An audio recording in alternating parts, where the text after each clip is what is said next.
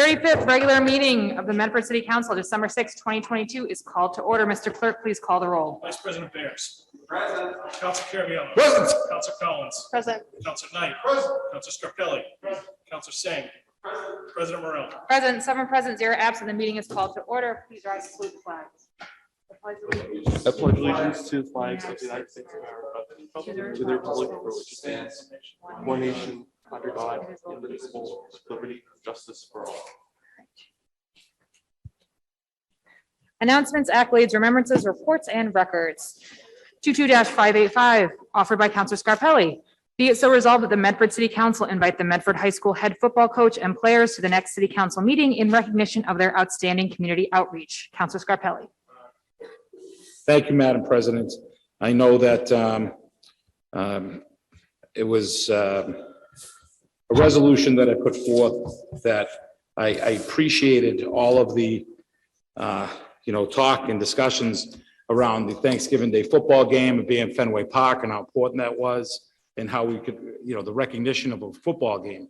But I think what's more important that had to be addressed, and I think that our young people have to see that committees like this council and more recognize what these young men and women do and coaches do for the community. I would love that we could ask the Medford High School football team and coaching staff to appear to the city council, and we make a motion that if we can have citations made and just to recognize what they've done. And what I'm trying to say is you have a program just a few short years ago that almost didn't have enough kids for one team. And now they're close to 60 to 70 kids that are playing on the team. That being so important because you're seeing kids. And from what I gather, it's a lot of kids that are not don't have the support that most kids have in their families. So leaning on each other, I think, is something that's so important. It's such a great tool to have a team like the high school football team. But what you realize is what they're doing in our community and giving back to the community. I mean, forget about wins and losses, forget about all that, throw that all away.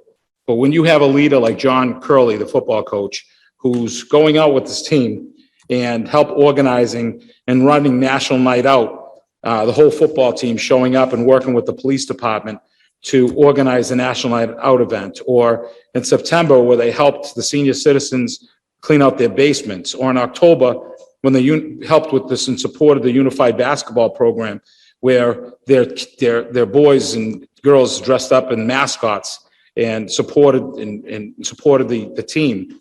And in November, again, helping with the unified football Thanksgiving Day game. And then what I thought really struck me was a neighbor called and says, well, the football team is coming out to rake our leaves. And I said, oh, yeah, right. No, but that's what they were doing. They went out to neighbors that couldn't rake their leaves and were stuck in the house. And the football team came out and raked their leaves.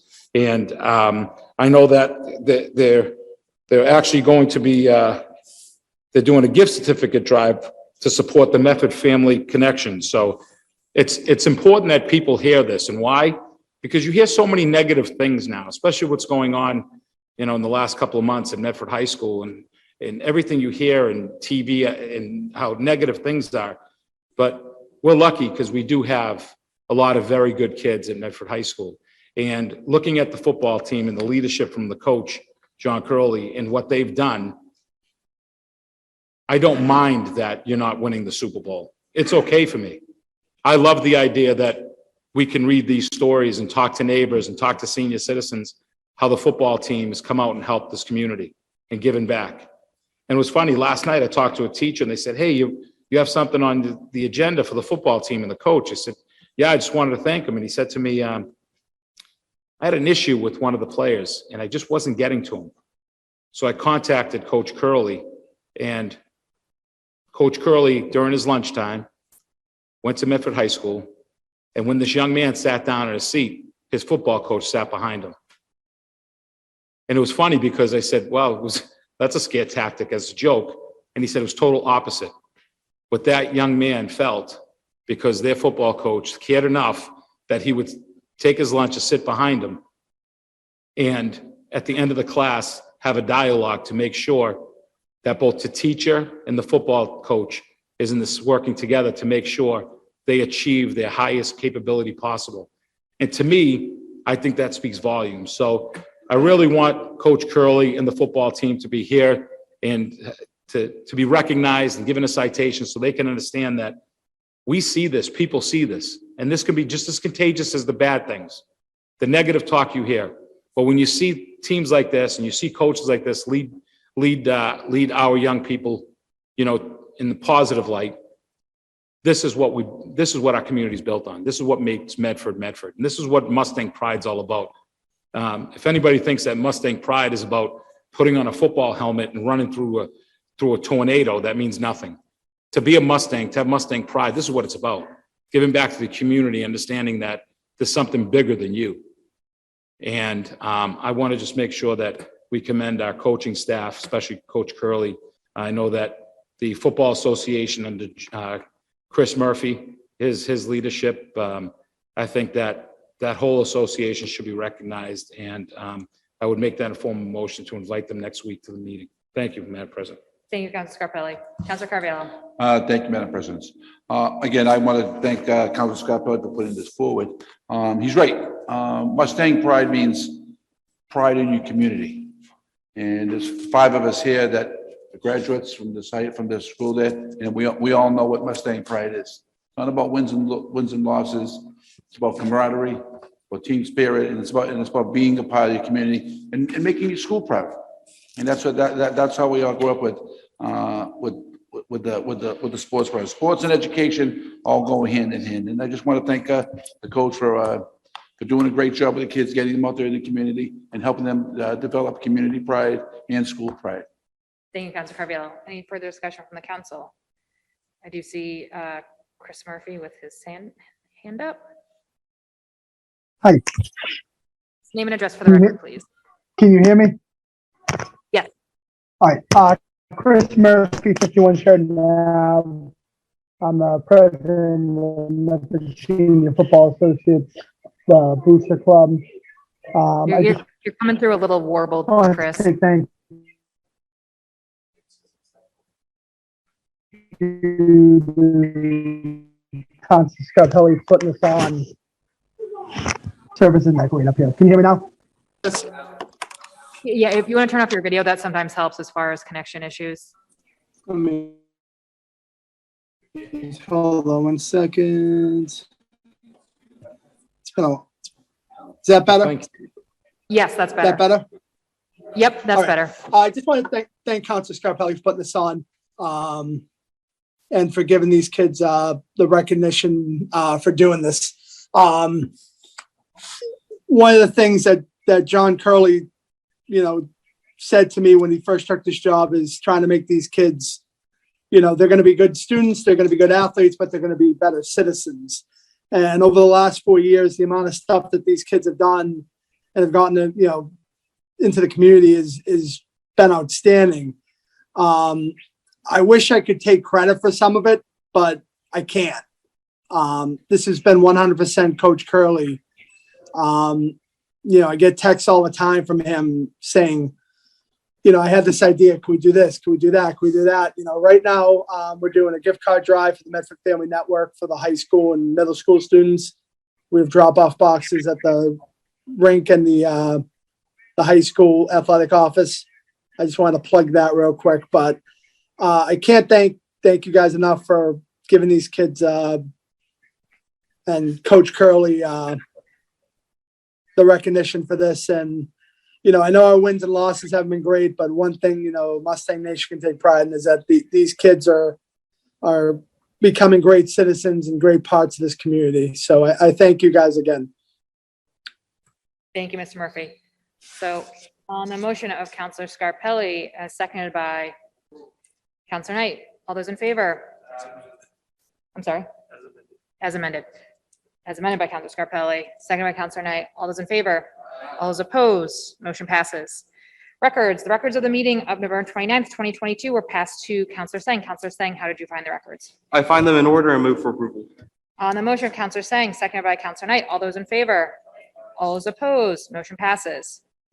Hearings, 22-573, legal notice, notice of a public hearing, City of Medford. The Medford City Council will hold a continued public hearing in the Howard F. Alden Memorial Chambers and via Zoom Tuesday, December 6th, 2022 at 7 p.m. A link to this hearing will be posted no later than Friday, December 2nd, 2022. This hearing was originally scheduled for November 22nd, 2022, but rescheduled to November 29th, 2022, when the November 22nd meeting was postponed and rescheduled in its entirety. The hearing is continued from November 29th. The purpose of this hearing is to hear from the Board of Assessors on the following items for the purpose of allocation on the FY23 property tax, to determine the residential factor to be used for FY 2023, select an open space discount, and select an residential exemption, and select a small commercial exemption. Call 781-393-2501 for any aid/accommodations, TDD 781-393-2516. The City of Medford is an EOAA 504 employer. For additional information, contact the office of the city clerk, 781-393-2425, by order of the Medford City Council. Signed, Adam Hurtubise, City Clerk. So we did receive a presentation from Interim Chief Assessor Ellen Bordeaux on the vote before us and the information regarding the FY23 tax vote. I do have the slides in front of me, so we have to vote on 4 items, and I don't know if there are any counselors who would like to speak at this point. And we also wanted to continue this public hearing so that any members of the public who wish to speak in person or on Zoom had a chance to, in regards to voting on the tax, setting the tax, different elements of the tax rate. Counselor Knight. Motion to adopt the lowest residential factor, Madam President. So I just want to read, Director Dickinson, do you have anything you'd like to add? I'm just pulling up these slides. No, I'm just here to answer questions, should they come up, if I Okay. can. I can share my screen too. That's helpful. This is the last slide from.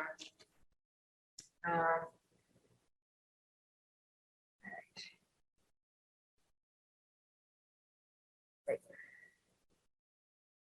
So this is the last slide. So we have the vote for us for selection of minimum residential factor, vote on whether to adopt a residential exemption, and vote on whether to adopt a small commercial exemption.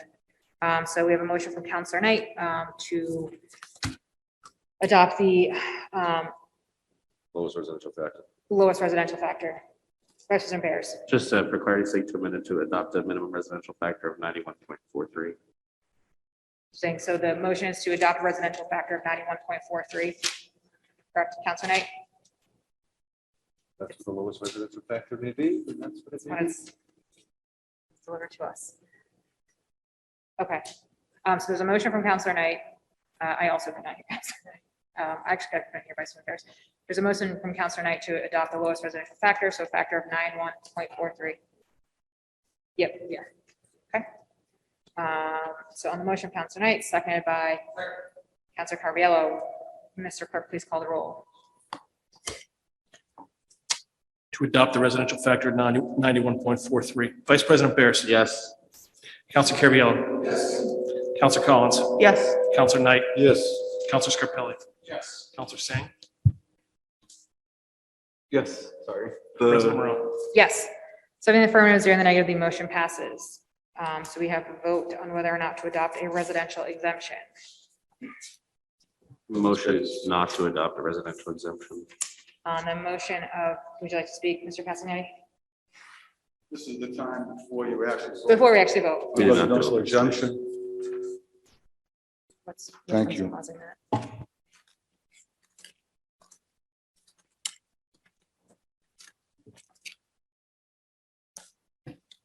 I'm Andrew Castanetti, Cushion Street, East Medford. Today's December 6, 2022. Greetings to the city councilors and Mayor Brianna. I'm here again, and I am still disappointed that you and the mayor never adopted the owner-occupied real estate tax exemption, named Mass General Law, Chapter 59, Section 5C. Here in Medford. as was done in Boston, Cambridge, Chelsea, Malden, and our neighbor next to you in Somerville, which is saving the owner-occupied homeowner an average of $3,000 a year each off their real estate tax bill. So in closing, I simply ask you all, why not give us this Massachusetts static perk here in 02155? Madam President, would you like me to answer that? You're free to. Counselor Knight. For the same reason that we didn't adopt it the last 9 times that I've taken this vote. Ultimately, when we adopt a residential tax exemption, all we're doing is, we're still taxing the same amount of money. All we're doing is shifting who we're asking to give us that money. And based upon the analysis of our city assessor, the city assessor has shown that the break-even point would make more people actually pay more in taxes than those that would receive a break. So it didn't make sense mathematically for us to do this. There'd be more people in the community that were seeing their tax bills actually increase, not decrease, based upon the assessment that was performed by our assessor. Thank you, Counselor Knight. Vice President Bears. Thank you, Madam President. Mr. Castani, I personally think that this should be an option that we consider when we look at the tax structure in the city. I don't agree with Counselor Knight in the sense that the numbers that were presented by Assessor Bordeaux were that, yes, there are a number of people, a number of households. If you could shut off your microphone just for a moment, there's an echo. Yeah, Or maybe Shane, Shane can. turn that mic off. I don't know which one's giving feedback. Anyways, there certainly are a number of people who would pay more if we were to implement a residential exemption, but that number was lower than the number of people who would benefit. The conversation, of course, is that there are people who would benefit and people who would pay. And that's an important conversation to have, obviously, and a difficult decision to make. It's my personal belief that asking owners of high-value homes to pay more and owners of lower-value homes to pay less may well be a good policy decision for the city to make. It's the one way that we can adjust our currently flat property tax rate to potentially add some fairness. However, the main concern that the assessor brought up was that we would need a lot of time to implement this, and we hadn't had the discussions in time to implement it. So I certainly think it should be a piece of the puzzle going forward. Thank you. Thank you, President Bears. And then also, Counselor Sang. Oh, no, I go with Dan. I was just going to mention, I think last week, the interim chief assessor also mentioned that this would not be the right time to adopt it because of the logistics associated with it, but that if we do choose to adopt it, we should have a conversation early next year about it. Exactly. And the council did meet in August to discuss this with interim chief assessor Bordeaux. I would hope that we have a resolution to have that discussion. Someone manage the Zoom. Okay. Hang on 1 second. Shane, can you help out here? Sorry. I got text saying that when we're sharing on Zoom, that it's not showing anyone. That's what. All right. I can't. Thanks. Can you remove this person? I can't remove them. They keep on moving. Okay, Ronald Miller. Let's check that person. Sorry. All right, I got it. Sorry, the square kept moving. All right. Sorry about that. Okay.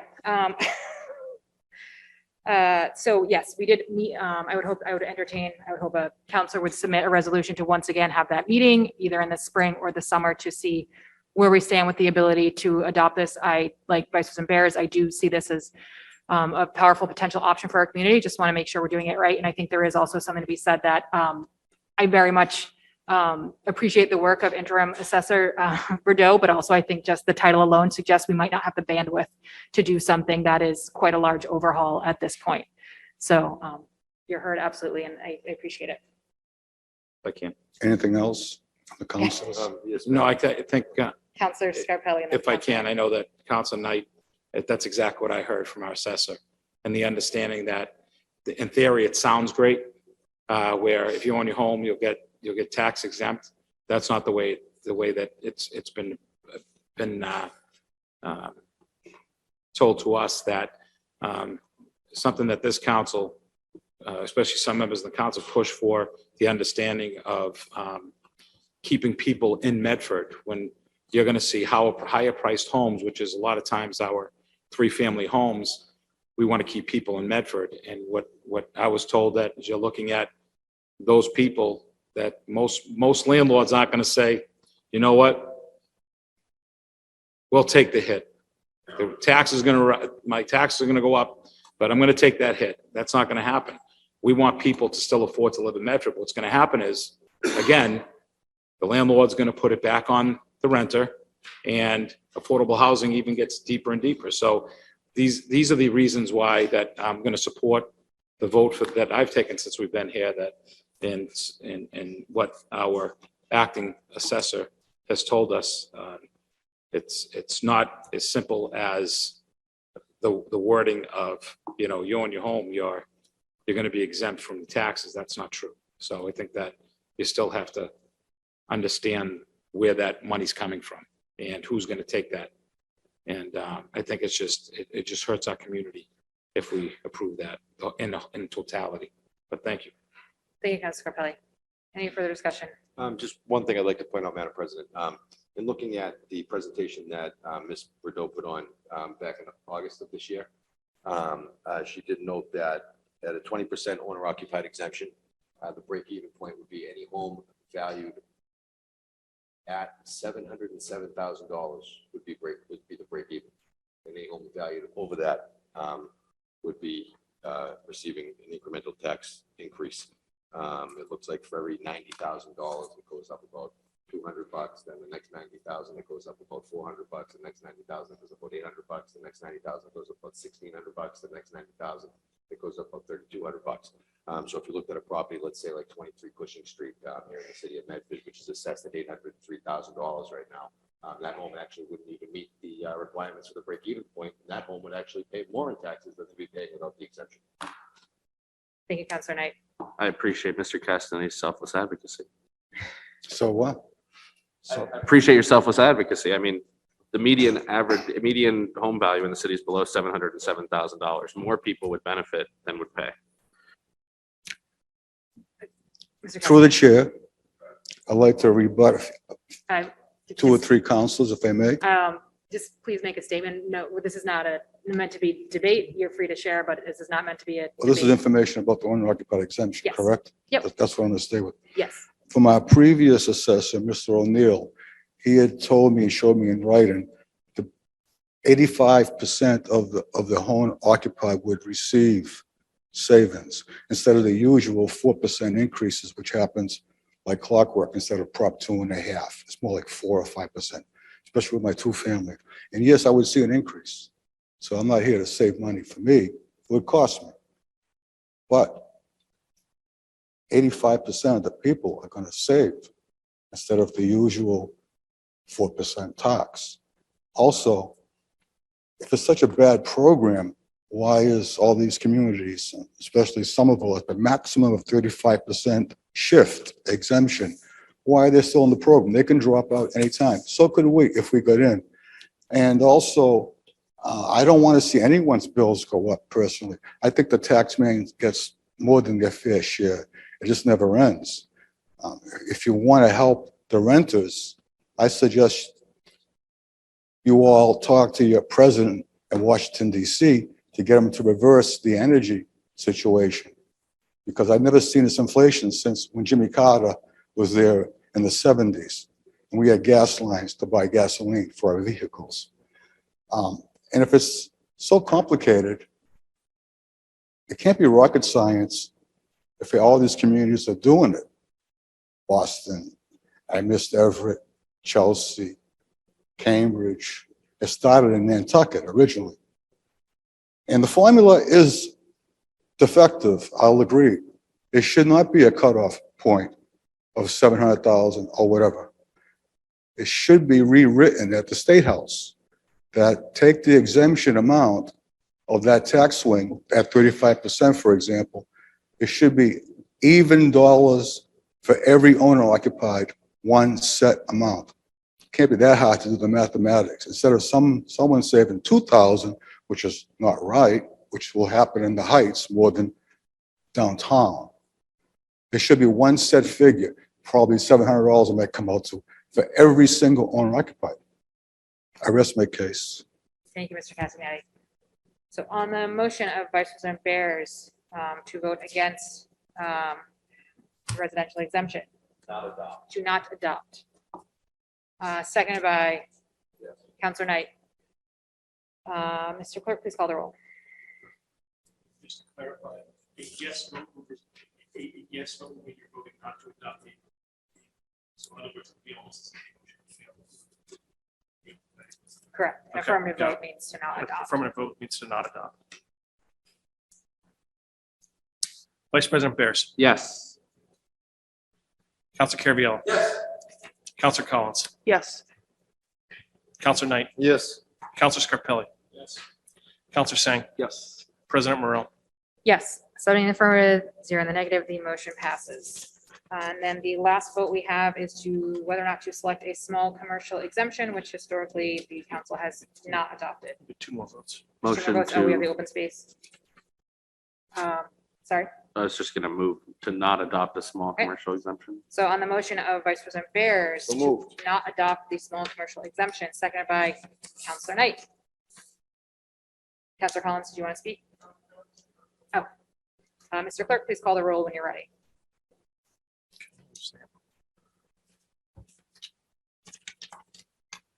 Is there a second on that? Yes, Counselor Knight.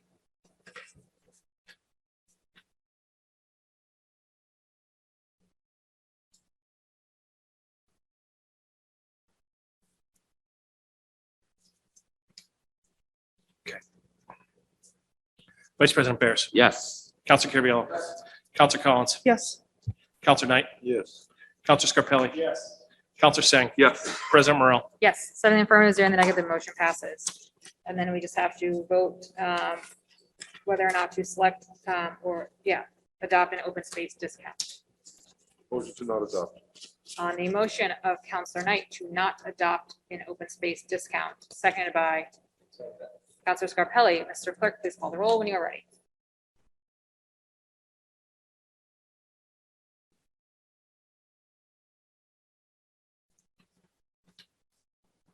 Vice President Bears. Yes. Counselor Carviallo. Counselor Collins. Yes. Counselor Knight. Yes. Counselor Scarpelli. Counselor Sang. Yes. President Morrell. Yes. 7 in the affirmative, 0 in the negative, the motion passes.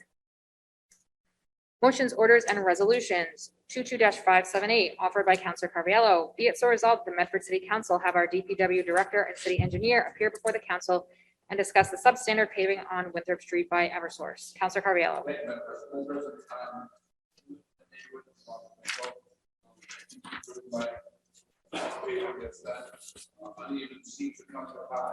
I mean, this is, Eversource has been in the city, what, 5 years, 6 years? Been there so long on their project, tearing the streets up and down. And this is our one chance to get one of the biggest streets in our city paved on someone else's dime. And I would think at the least, we can get it done correctly. If you've driven by there, you can see there's different levels, the sewer covers are sinking, the lines are everywhere. Drive down the street to Winchester, you don't see the seams breaking, you don't see a different company doing it down in Winchester versus McCourt, who's doing it in our city. There's patchwork, I say, it's just not what should be expected for whatever source did for this community for the last 5 years, for a community that got no benefit out of that project. So I know we have the city engineer tonight, if you'd like to address those issues, but if the city signs off on that paving, then shame on us. Thank you, Councilor Carviallo. We also do have Todd Lanham from Eversource on the call, who I believe has a presentation. If any councilors would like to speak first, or if we'd like to hear from Todd first. Madam President, oh, sorry. Todd, you should be No, able no, to. good. Oh, no, Oh, sorry, go ahead. I'm tired of hearing from Eversource. I want this done. I just want it to be over. This, literally, Eversource came in this community, my first term in office. This is my 5th term. It's 9 years. Yeah. I mean, it just needs to be over. It just needs to be over. These people need relief in this neighborhood. Thank you, Councilor Knight. Todd Lanham from Eversource, are you there? There we go. Yes, there are several folks here from Eversource. Bob Coates and Tim Reverlease, I believe, are here as well. Okay. Who would like, do you have a presentation or are you just available to answer questions? I think we're going to be here to answer any questions that may come from the discussion tonight. Okay. Councilor Madam Caravello. President, can I ask where the person who was paid by Eversource to oversee this project is and who it is? Thank you, Councilor Caravello. I don't know, because I recall, when they came in, they were gonna pay for a person to oversee the project and for the city of Medford. Who is this person and where is he? Or he or she or whoever's there? I haven't seen anybody, and it's any person that's, maybe a clerk of the works or whatever you want to call it, that thinks that's a good job there, then, I say, I wouldn't pay for that on my driveway. And also, Eversource was supposed to pay $50,000 toward sidewalk. I see there is some sidewalk there. I don't know if that was the whole scope of the $50,000 worth of work for the sidewalk on Lorraine Road in that area. But I want to know where the person is that was paid by Eversource for this project. Thank you, Councilor Caravello. Todd, is that something you can answer? Can I ask that Mr. Bob Coates be unmuted? He will be glad to provide some comments this evening. We could get Bob Coates. I think he was last name only. Is it Coders? Yeah, I think that's a typo, but yes. If we could get Bob to come off video as well, I think we might be able to. Yeah, hang on a second. I gotta. Thank you. turn that one. My apologies. All right, you should be able to start video now.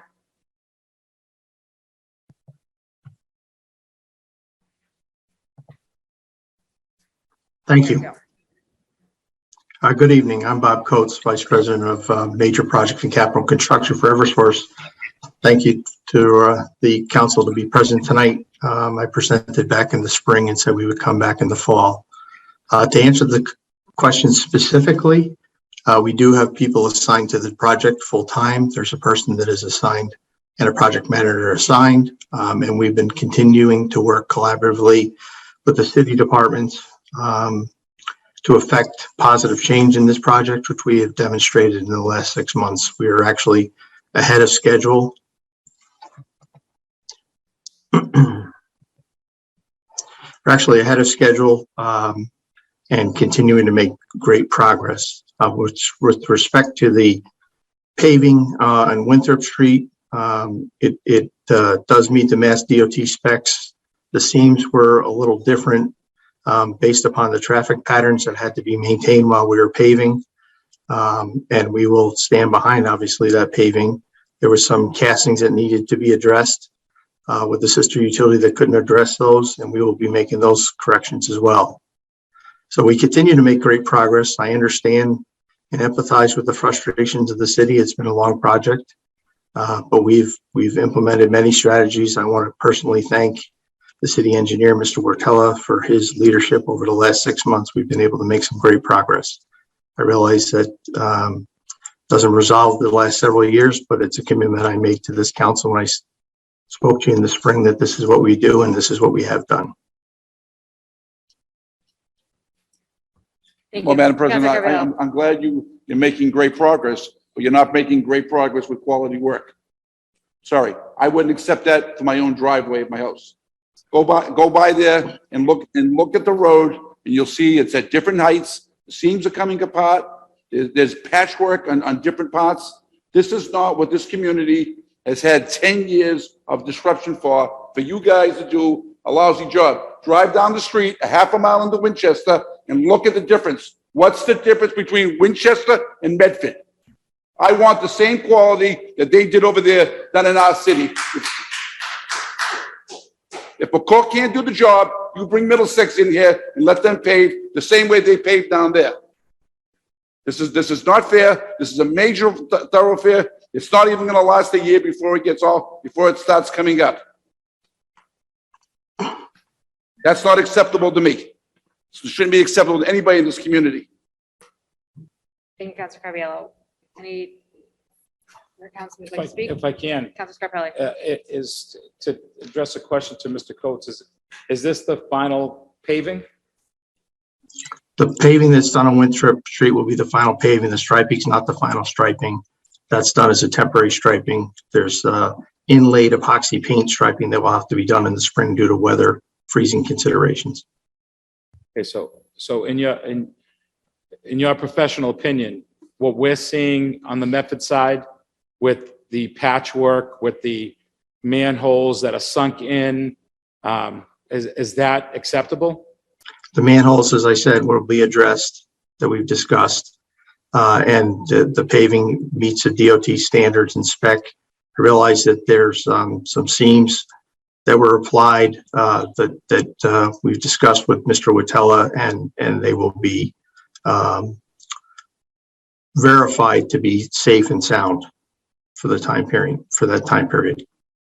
Okay, so we appreciate you being the person that we're addressing this to, but I think you have to understand the horror that these neighbors have gone through, and just the idea when they see the work that's not up to par, and the idea that maybe in the next 6 months that they could have machinery again going up and down that corridor, fixing a mistake that we'll be talking about tonight. I hope you understand that. I think my last question really is, what's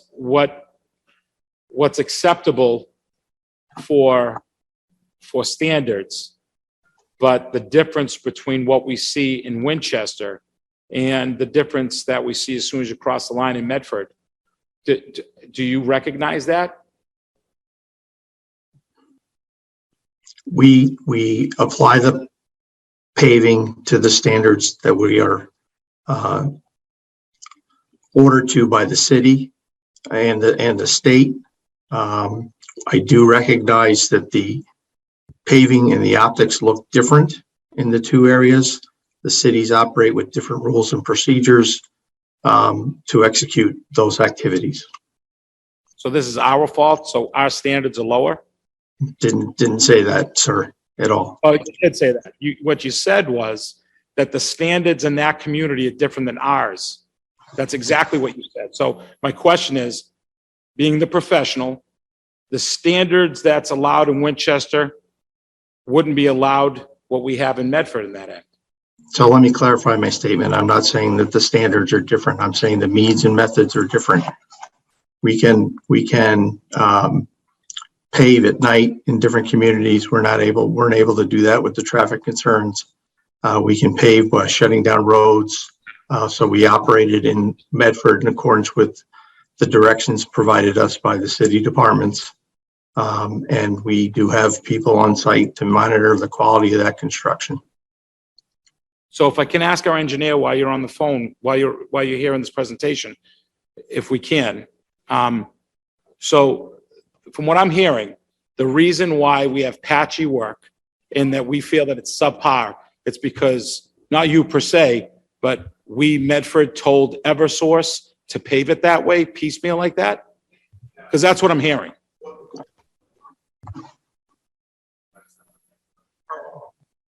Thank you. Hi, Owen Wertella, city engineer. I believe what's trying to be conveyed here is the fact that in Winchester, they shut down the whole road, so they were able to get a nice, warm seam. And what happened in Medford was because we had to keep both 2 lanes of travel. The seam was a little colder, so it doesn't mesh as well. It's just cosmetic only. There was a rubber sealant applied to it. I witnessed it. Okay. It was put down at the right temperature. It was compacted at the right temperature. There was tack coat down. If any of the seams fail, we're going to know by April. So, Okay, so- we'll monitor it. Just so you know, and just the conversation I had with paving companies that do highways and so on, they did tell us the longevity or the length of that reliability for that roadway, because there are seams, are drastically different. Right. Drastically. It's not like a seam. Like, there's no gap. It's lifted above. Okay, and so what Yeah. they came out with, I went out there with them. Right. They looked at it. They said, what I'm saying is seam is what we see. So what we see, no matter what it is, they've I've told also me. been doing this for 20 years. Right. I've seen this before. It usually wears off in the winter time. Yeah. If it doesn't and a seam forms, we're Yep. gonna know. Okay. And then they'll be able to. they'll So be held liable to do it. what safeguards do we have in the next We haven't, season? there's a few punch list items that we have. Yeah. A few of the castings are a little depressed. Yeah. We need those addressed. The bike lane, temporary pavement, or temporary markings still need to go into place. They're gonna be going in next week. There's a speed table down at Victory Park that's also gonna be placed on Thursday. And so that'll get us through the winter. And then next year, they should be doing all the rest of the restoration on the rest of Winthrop Street, the handicap ramps, and then Mystic Ave, Main Street, in accordance. Okay, so just for entertainment's sake, if you had your choice, would you have rather done what Winchester did? And having no seams? That's for you guys to debate. I'm saying as a professional that we pay for the city of Medford, who's you, would you recommend that or would you recommend the piece? I think it, as Eversource says, it meets Mass DOT Oh, that's standards. not good right now, my friend. I'm asking you as an We employee that haven't works for the accepted it city. yet, so Because this is what until we they- don't need, Owen. This is the problem we have. I know that we're going after our smaller businesses and saying, we're gonna pave curb to curb. Mm-hmm. And that fee goes up to our residents now. We're asking for one of the richest companies in the Commonwealth to make sure they pave a road the way the standards that those neighbors deserve, right, my friend? So this is what I'm asking. 100%. If you don't really see that, this is what we need, because we've been crying for years that we should have a clerk of the works, that we find a way that we have a clerk of the works for these jobs. Because what Council Caraviello is saying is the person that Eversource has promised us that's going to work with us, maybe they've worked with you, but or a department at City Hall, the mayor's office or whatnot, but we haven't been getting any information of what's been going on. Okay. And this is what's sad. This is why I have a resolution later about communications with the city. This is the stuff, and I'm sorry, you're just the person that, and I know we've been called bullies, by the way, because I'm not trying to, I'm looking for a professional that's in our community that's gonna say, no, George, this isn't right. The best thing is that, because the professionals that I'm friends with that said, yeah, let's go for a ride. And we went for a ride and they said they do highways, big jobs across the country. They said, no, honestly, the truth of the matter is, the best way to do it is no seams. Okay, that's what they've told me. So I know you have 20 years of experience, I but agree with your Councilor assessment. Scarpelli, Okay, can I- thank you. Can I ask that question a different way? So, thank you. What is the reason why Winchester can shut down all traffic? And is there a specific reason why they can shut down all traffic and pave overnight? You'd have to and we take that up can't? with the traffic sergeants. Okay.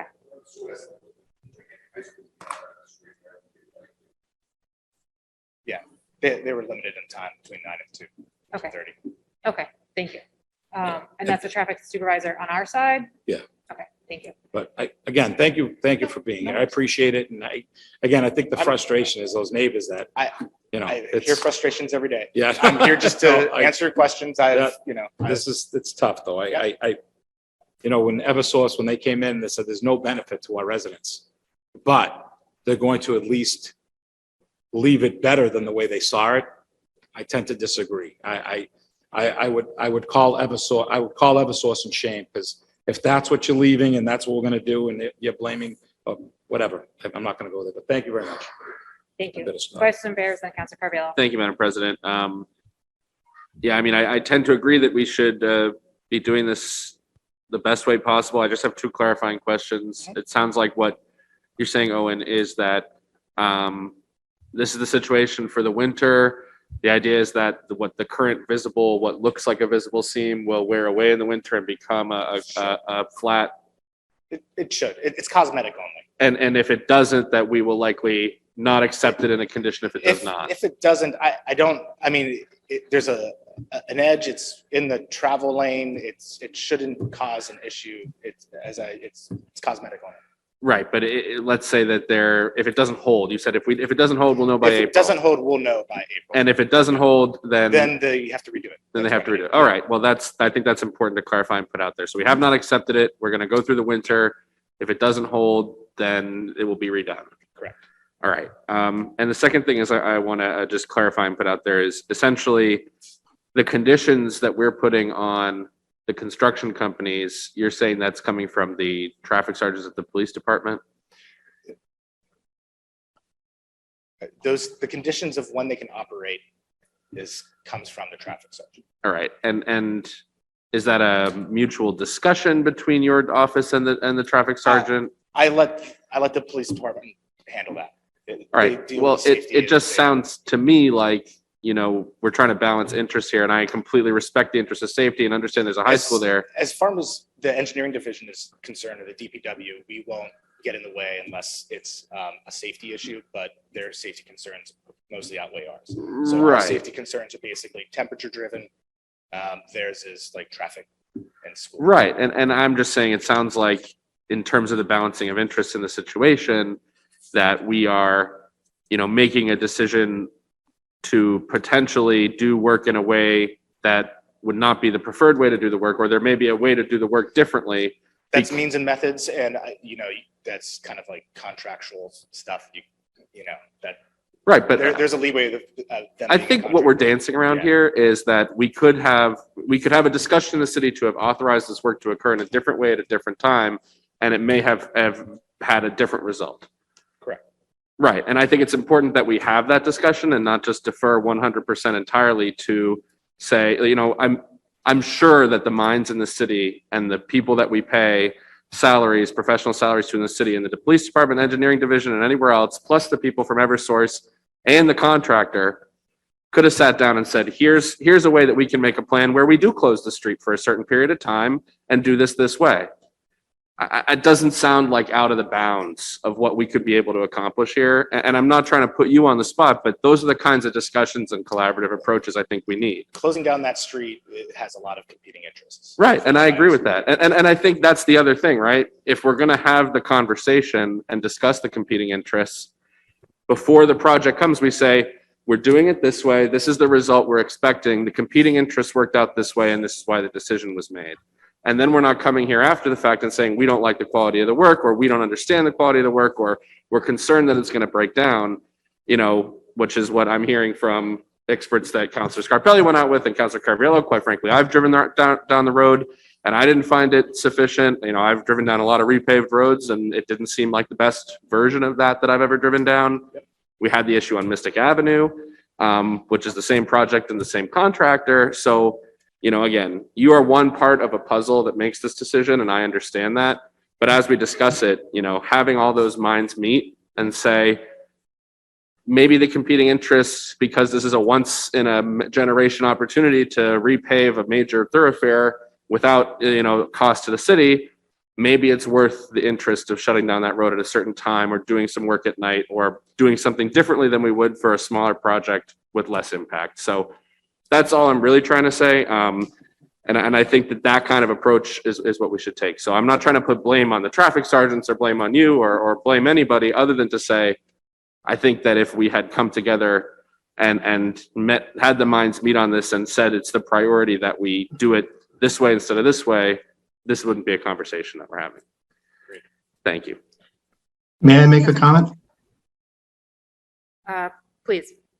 This is Bob Coates from Eversource again. I just want to be clear that the police department, the traffic sergeants have been very collaborative in working with us and giving us extended work hours wherever possible. It's obviously their decision on public safety and concerns.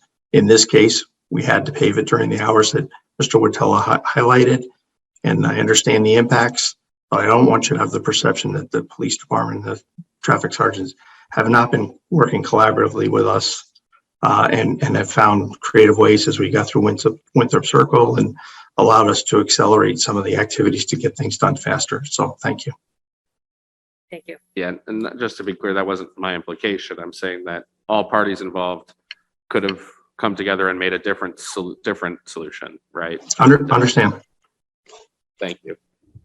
Councilor Carviallo. Thank you, Mr. Smith. I think if you went to the residents in that area and you asked them if a maybe one night of disruption or 2 nights of disruption, where, as they say, you could have easily shut that road down and they could have went down Plaisted Road and right around that. So if you did it at night, it wasn't that, we're not talking no major overhaul here or anything. So I think the neighbors would have, after what they've gone through for the 5, 6, 7 years that this project, I think they would rather have a quality job than what we're seeing now. So no one answered my question. Who is the person that's being paid by Eversource to oversee this job for the city of Medford? I want a name of a person. Who is it? Well, there were a few. Okay, So, well, I mean, depending on the contractor and what they were doing.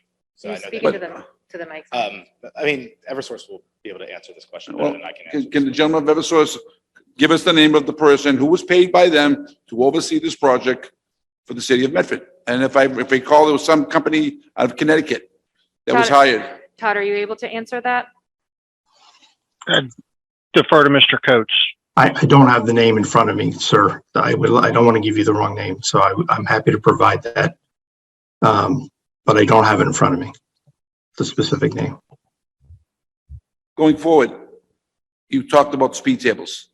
So I noticed there's one up, right in Winter Street, Yeah. over right where the road splits. Yeah. Where is the next one planned for? Victory Park, Why not closer to the school? it's right at the school.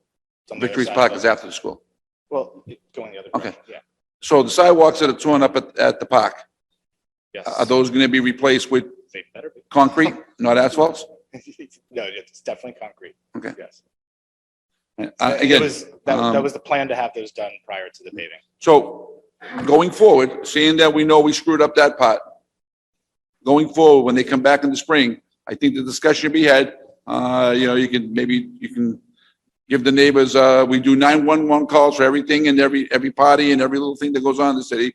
Let the neighbors know that they may have maybe a night or two of disruption to get a quality job. I'm telling you, I'm not going to accept from where you did it. We've still got to go all the way down Winter Street. You got to get on South Street. You got to go Mystic Avenue. I'm telling you, we better see a quality job because I'm telling you, what they've done in that half a mile strip is horrible. And the residents of the city deserve a lot more than what they got there. Why is there a square patch in front of the high school driveway? I did the same thing Council Scarpelli did. I brought someone down that does highway work. And they laughed at me and says, they don't even think this is gonna last the winter. So, Well, we'll know. so what happens? Do we have like a warranty, a 5-year warranty or a 10-year warranty? Yeah, we haven't accepted the roadway. But even after we accept it, how long is so they do Typical- it next year and you accept it. Mhm. And it starts coming up. What, do we have some 5 years or do we have a 5-year I plan don't on think this? or- warranties work like that. We monitor it to make sure that it's placed in spec. And if it usually is placed in spec, it'll usually be the lifespan of a normal road. It's my suggestion before any more paving is done, that the neighbors be called and give them the option of, I don't think they'd mind a night or two of a little bit of disruption. Like I say, it's not that big of a job. We offered that suggestion as well, and it was. turned down. Who did you offer it to? We offered it to the whole team, and the police department didn't want to do that. Well, I think maybe the police department I think we should get them up here and Well, help. again, there's also competing interests. I mean, Well- you can say that one Okay, but resident will allow it, another. We're the resident ones won't allow it. we're the ones who get the calls. I get the calls. I do too. Well, everyone in this room is getting the calls. Yep.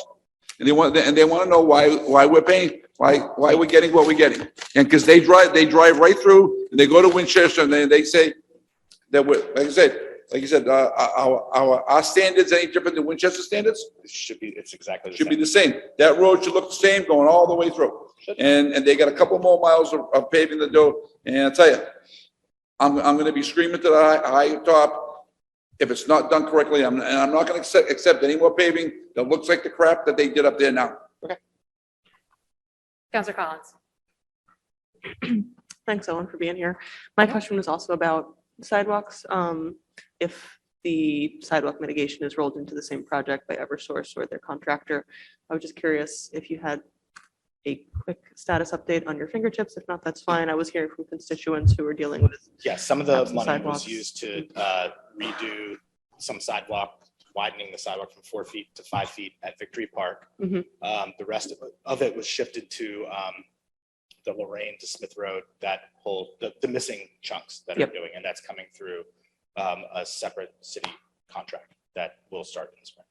So that'll start in the spring. And then basically they'll saw cut along the lines. We'll hide it with the, the pavement markings, so there shouldn't be any seam or anything. It'll look clean. Okay, great. Are there any interim measures for folks on wheelchairs, strollers with those missing chunks in I the don't think meantime? there's interim measures at this point for the winter. It's the orange line, slowed us down and Sure, we are totally where we are. understand that added up a bunch of full-time jobs to the DPW's roster. I'm just curious, are there added crosswalks just to maintain ADA compliance while all that's been? we're checked trying out? to have all bunch of ADA, all the ramps along that corridor are supposed to be upgraded to be ADA compliant. So, and then we're adding some crosswalks, beat tables, bike lanes. It'll be a complete street. But that'll happen in the spring. Yes. Well, you'll see most of it probably. You're gonna see the roadway portion of it probably this winter. Except it's gonna be temporary pavement or temporary pavement markings instead of permanent pavement markings. So it'll look the same, but it's just temporary. Okay, gotcha. Essentially what I'm trying to get at is for folks who can't hop over an uneven sidewalk through the winter, do they have recourse right now, or is it avoid that sidewalk until? I don't, yeah. Where in particular are you talking? I'd have to reference my inbox. Okay. There historically there wasn't a sidewalk there to begin with. Not that that makes it any better. Yeah. There was never a sidewalk there. Yeah. I- I've heard from folks. If there's no specifically- sidewalk, don't walk there, I guess. All right. So it's coming. All right. Thanks. Counselor Singh. So there's been a lot of discussion about means and methods and comparing our community to other communities. I think it might be helpful for us all to sit down sometime next year, maybe in a committee of the whole, invite you and invite some other people involved in the decision-making to really make it more transparent and see, what are the things that we could change, both at the city level, but also at the ordinance city council level to make your work easier and to make projects like this more of a success. So it's less of a question, more of I think this is something that our council could do next year. Thank you, Counselor Singh. Counselor Carviallo. Thank you. One more question. So I saw where, on Lorraine Road and Smith, they put that new sidewalk there. Are we continuing? There's another little strip of, We're finishing up. we're gonna finish all the way down the Placid Road? Yep. That's the intent. Thank you. Yep. I just have two very specific questions because I do live right there, so I see it very closely every day.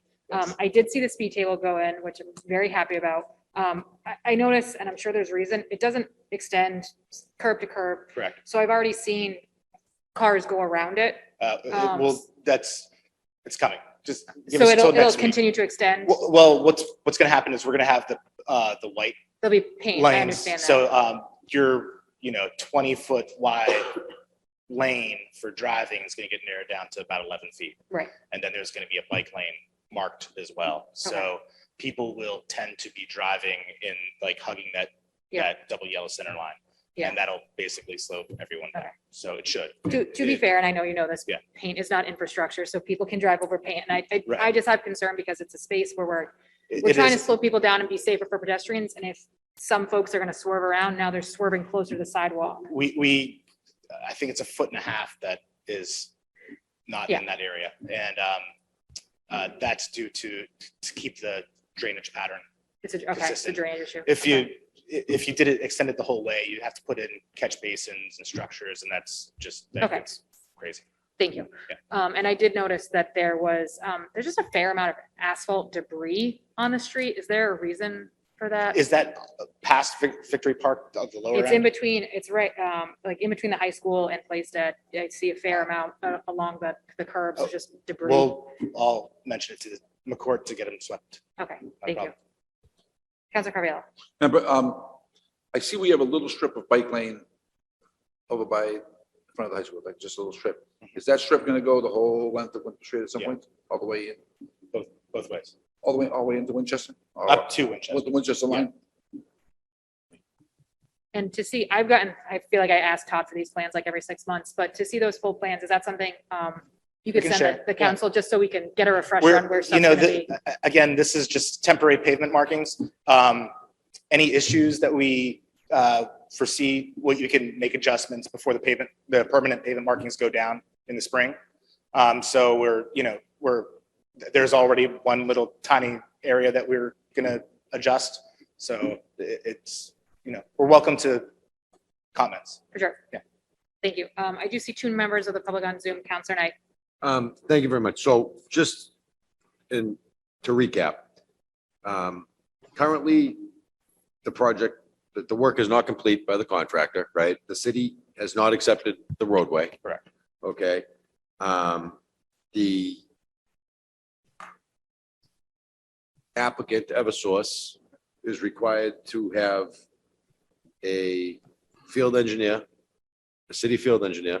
Can we get that information published on the Eversource pipeline website that we have here at the city, the page? No, I don't think the website's been updated in quite some time. I know, but can we get that information on there? Sure. So instead of people calling us, we Sure. can say, call the field engineer. He'll tell you exactly what's going on They could- tomorrow. They could. You don't want those calls either, and you don't need them.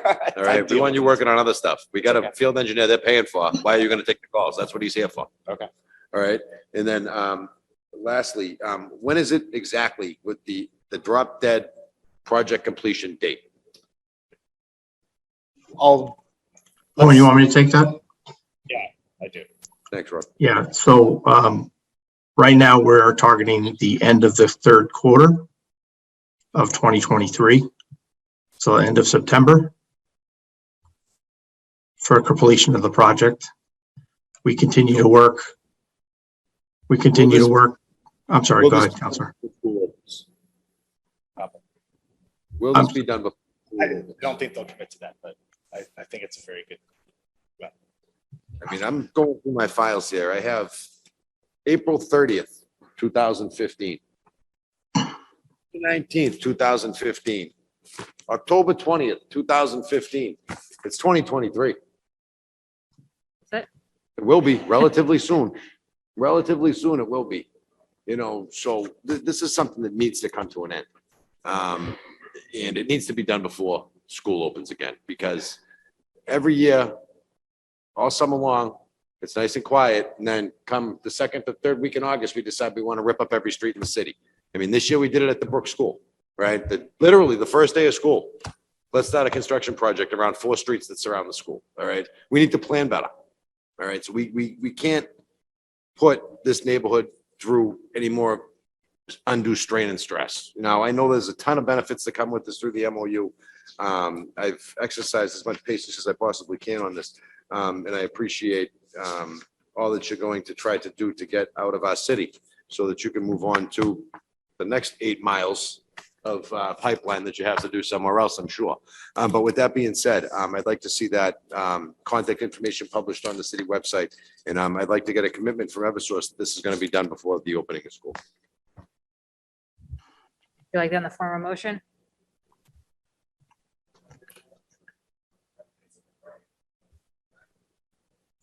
I'm sorry, I can't hear the counselor.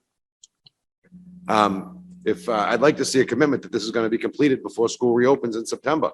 And if we can't get that commitment, then I'd like to see monthly written updates relative to the progress of the construction. Here in my hand, I have a card from a gentleman from Watkins Strategies. His name was Sean Sortel, and he was the senior public affairs specialist for Watkins Strategy. Back when this job, he probably retired by now, it's been so long. But back when this job started, Sean would send us weekly updates and monthly updates saying, this is what to expect, this is what's going on. We also got updates like that with the Craddock Bridge project. They'd say the project is 73% complete. We've done this, and this week. Next week, we're doing this, and this. So then we don't have to call. We don't have to do this, right? Thank you, Counselor Knight. I do see two members of the public with their hands up, going to Matt Siragu. I will unmute you. Hi, Matt Siragu, 386 Lawrence Road. I wanted to ask about the stretch from Winthrop Circle to Lawrence Road. There was, I assume I'm almost certain this isn't the final product, but it was like they just rolled some pavement out there and it's all pretty much ripped up already. And the patchwork was pretty bad to begin with, but it's honestly probably worse than if they had done nothing, it seems. So will that be fixed before, like the plows are going to rip up what's left of it, I assume, and it's got all that asphalt must be going down the drainage. I just wanted to ask if there was a plan to correct that. I'm not aware of any plan to correct that. I think it's gonna be monitored through. So currently the final product between Winthrop Circle and, it's a final product. with Winthrop Circle and It's Lawrence not the Road? final product. Okay, It's That just- section will be paved next spring. okay. But it will be that way. It was meant to even out the trenching because it was all wonky Okay, going through there. thank you. Does that address your question, Mr. Sirgu? Sure. Thank you. Going to Mike S., name and address for the record, please. I am Mike. I live on Hancock Street. I just have I just heard them talking about the pavement, that it was only cosmetic and that it wasn't a big deal because it was in the middle of the lane. I ride a motorcycle down Winthrop Street all the time, and it's a huge hazard because it's right where I want to be in the middle of the lane, heading from Medford towards Winchester. And now I got to either hug where the cars are, or I got to hug the broken up sidewalk. So I don't think it's just a cosmetic thing. I think it is a hazard if you're on a motorcycle. That's all. Thank you, Mike. Could I just get your name once more for the record? Mike Seekman. Thank you. Any other members of the public wish to speak? Any further discussion from the council at this time? Councilor Carviallo. Madam President, I think I'd like to drop Councilor Knight's motion that we get a weekly or monthly update on what's going on there, similar to we got with other projects, and the name of the field engineer. So we have a motion from Councilor Knight to get the name of the field engineer onto the Eversource project website and to ask for a commitment from Eversource that this project be completed by the next school year. If that cannot be committed to, weekly updates, correct? Monthly updates. Okay, so on the motion of Councilor Knight, second by Councilor Carviallo. Sorry, as amended by Councilor Carviallo.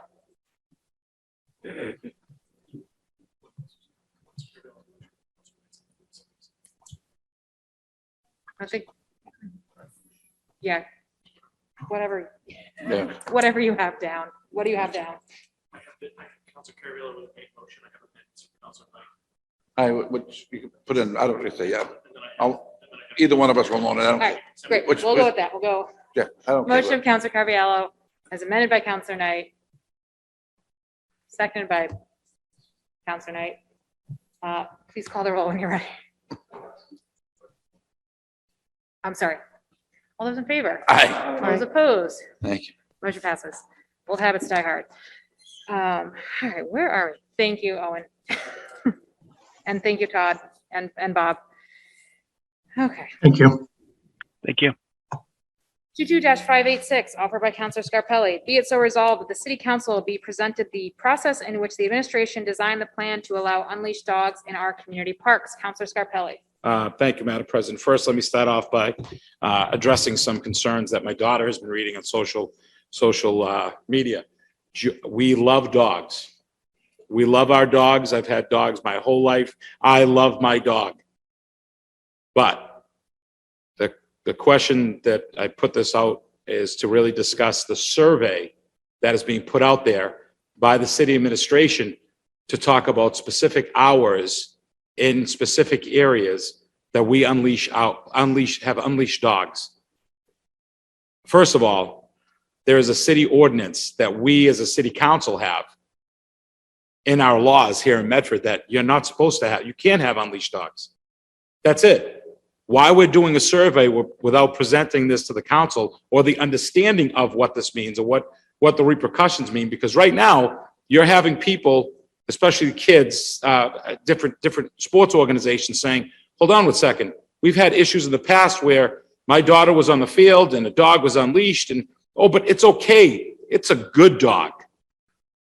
It's a good dog. Until that one time, that good dog becomes violent or something scary happens. And for the city administration to put anything out there right now is really disingenuous to this council and understanding our policies and laws here in the city. There was a concern a few months back about Tufts Park. And what we said was, well, let's look into fencing the old pool area because it's still a big area and they could still have dogs roam in that area, but we put a fence up. And the response was, No. Because the people that wanted this movement said that's still keeping their dogs within an area and they're not free to roam. Well, I've read what the city has put out and the process of having a survey and the survey coming back, and they're gonna pick places in the city, maybe even fence them off or cordon them off, and we're gonna set times for, when people can go. We can't even get information for the most vital issues in our community out. But we're gonna let Nana B, who's gonna walk her 3-year-old daughter through a certain park, and she didn't see the postings, and she doesn't understand the hours that there can be unleashed dogs in that area. I don't understand the process and having a survey to go out to talk about a law, an ordinance that we already have in our community, that we have in, not only in the park side, but also in the city side, that says we do not have unleashed dogs in our community for safety reasons. And there's a reason for the ordinance. It says an animal. It's an animal. I love my dog like a human too, but it's still an animal. There are no guarantees with that animal, especially around children. So to put this survey out, no matter what it does, what it says, the end result is that people want to have certain hours, from what I've read, in our community in certain areas, but maybe not ballparks, it said, but certain areas to leave unleashed dogs. I think it's a dangerous, dangerous game to play.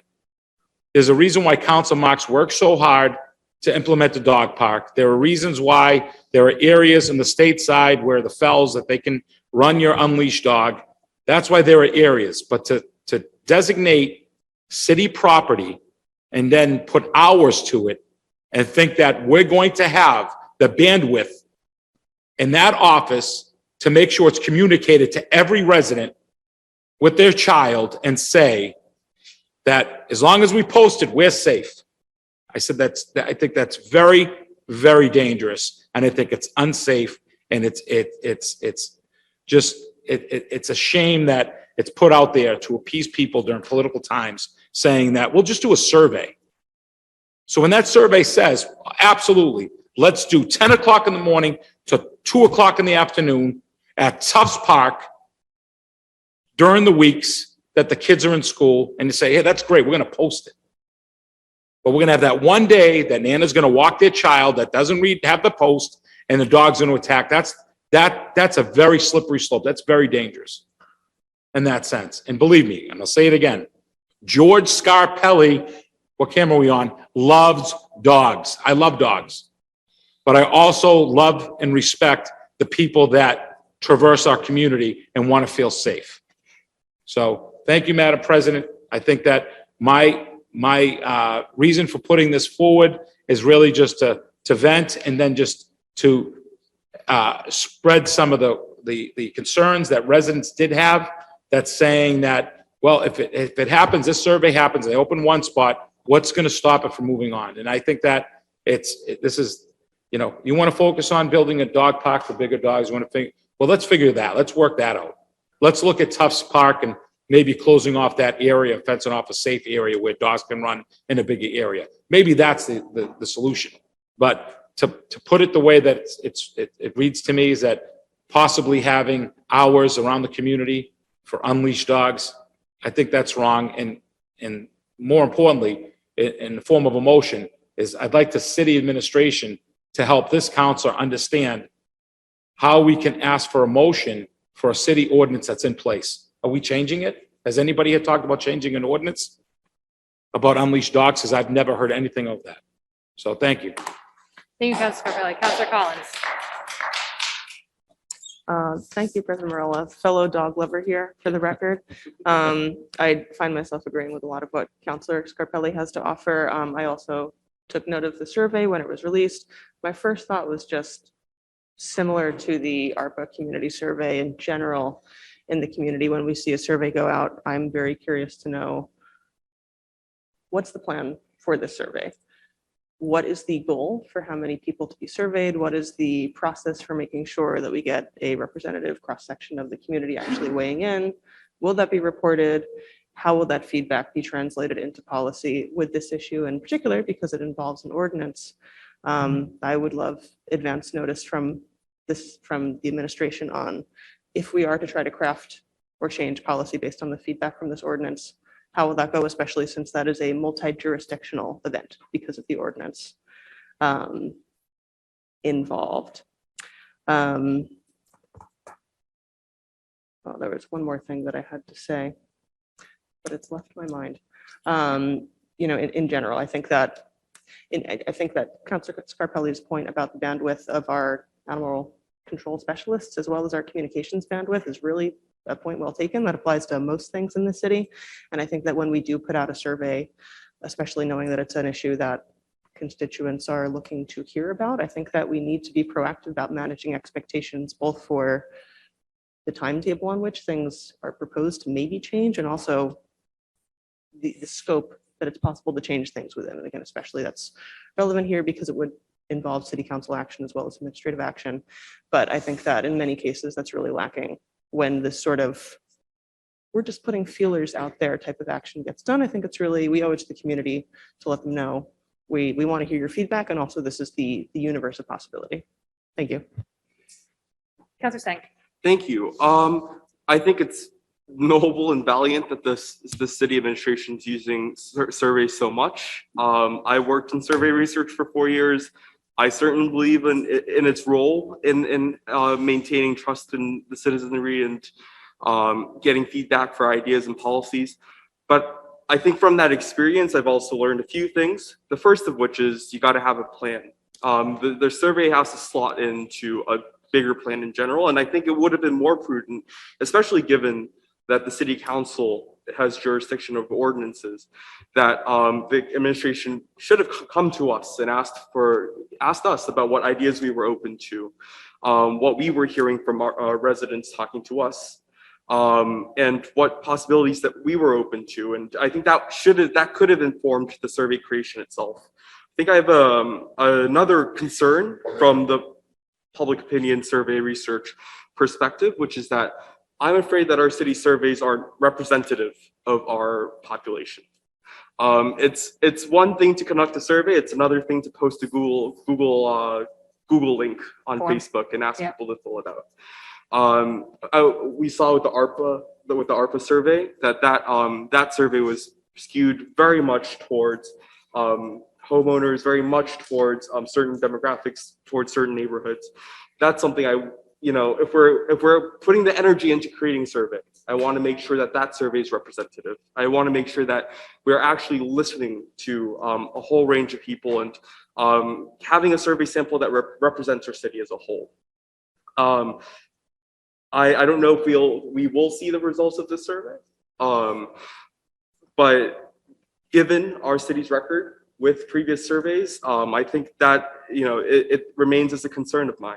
And I think it's concerning when we use faulty data to inform our decisions as well. And so I think, this is an issue. I'm sure all the counselors have heard a lot of things pro and con. I'll put on the record too, I love dogs. But I think this is just symptomatic of our city's planning process. And I think this is a symptom of the need to plan better, to think more far in advance, how we approach policy changes and how we approach soliciting public opinion. And I think Councilor Scarpelli's resolution gets at that point, the process point. Vice President Bears. Thank you, Madam President. And I'll be quick because I don't want to be duplicative because I have a feeling Tom's going to say pretty much what I'm about to say.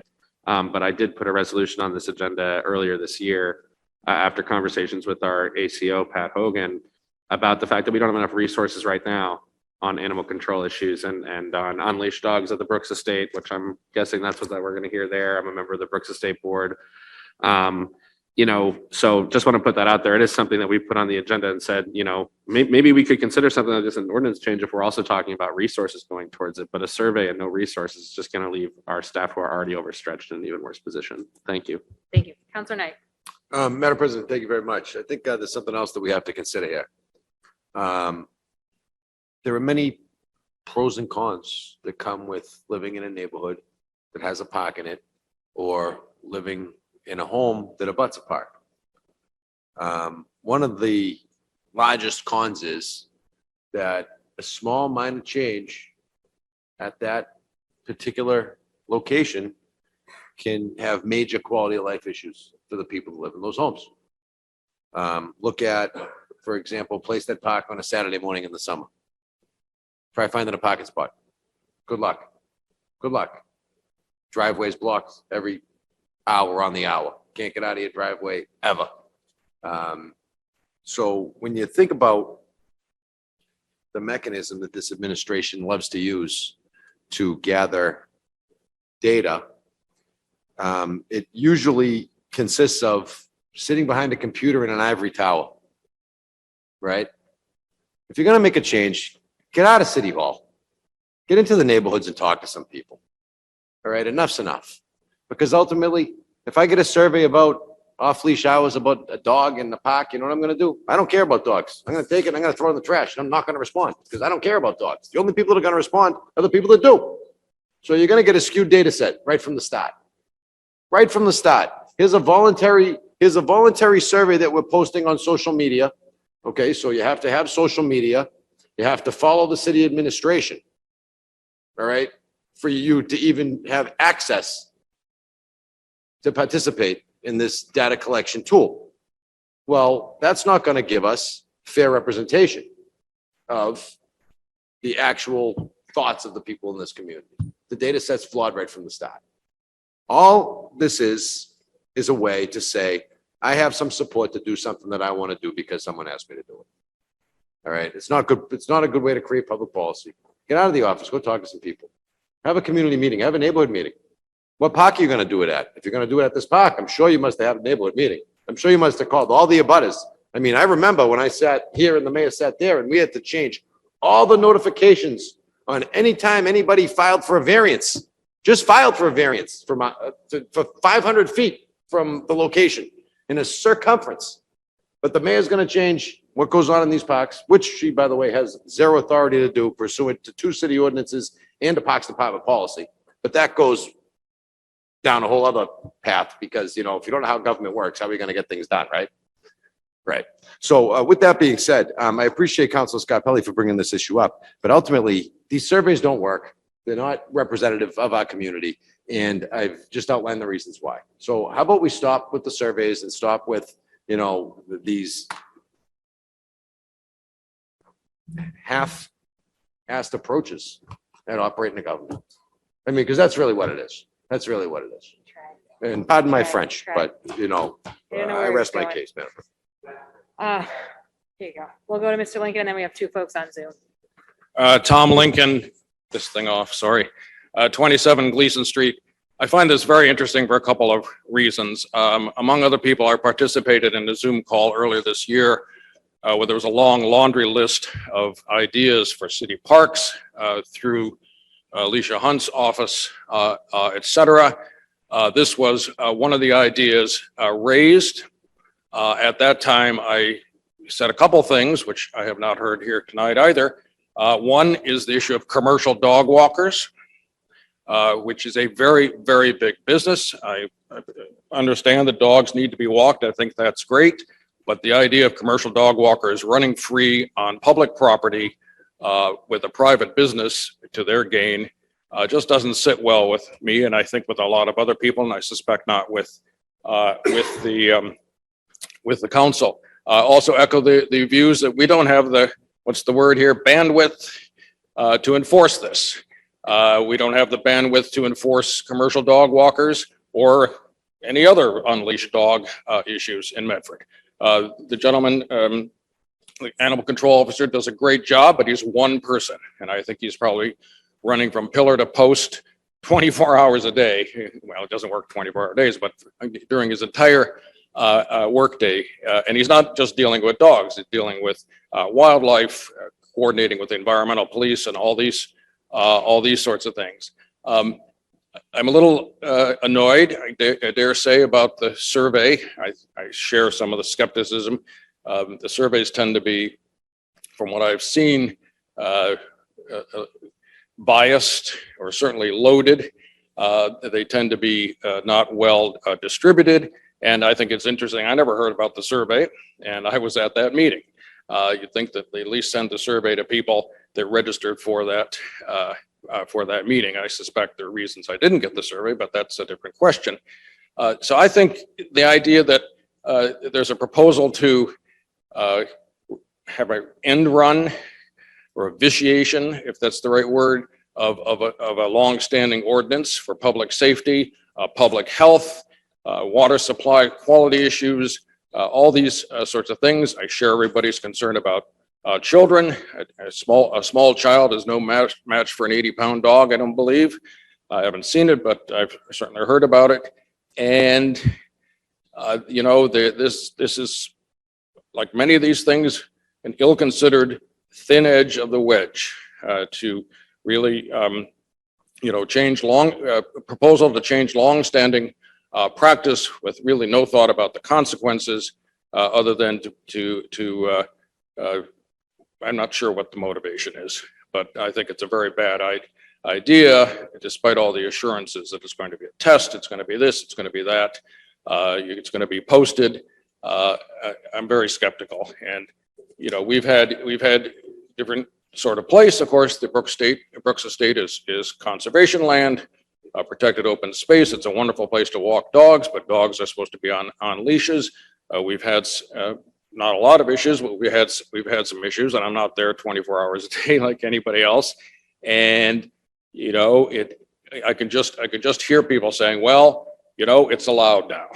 You know, the ordinance doesn't mean anything because the Parks Department or the Office of Community Development or whatever it is said that you know, we can run around with unleashed dogs. And I think that's a very, very bad idea at this point. Thank you. Going to Jennifer Sullivan on Zoom. Name and address for the record, please. Hello, I'm Jen Sullivan, Marston Street, right along Barry Park. I don't even want to debate the actual, what the survey was presenting. It was more that, so I have a sibling who is a firefighter in a neighboring suburb, and the amount of phone calls they field from people about, you know, why is this dog here? This dog isn't from this particular city, or, you know, like the amount of manpower, bandwidth, that it takes to actually run this. So when I saw the survey, I was kind of reassured because I figured, well, this will never happen. But also I was really annoyed by the last question, which said, are you willing to volunteer to like basically enforce this? And as someone who's a very active participant and longtime resident, I'm sort of sick of being asked to volunteer for things that are quite clearly paid positions.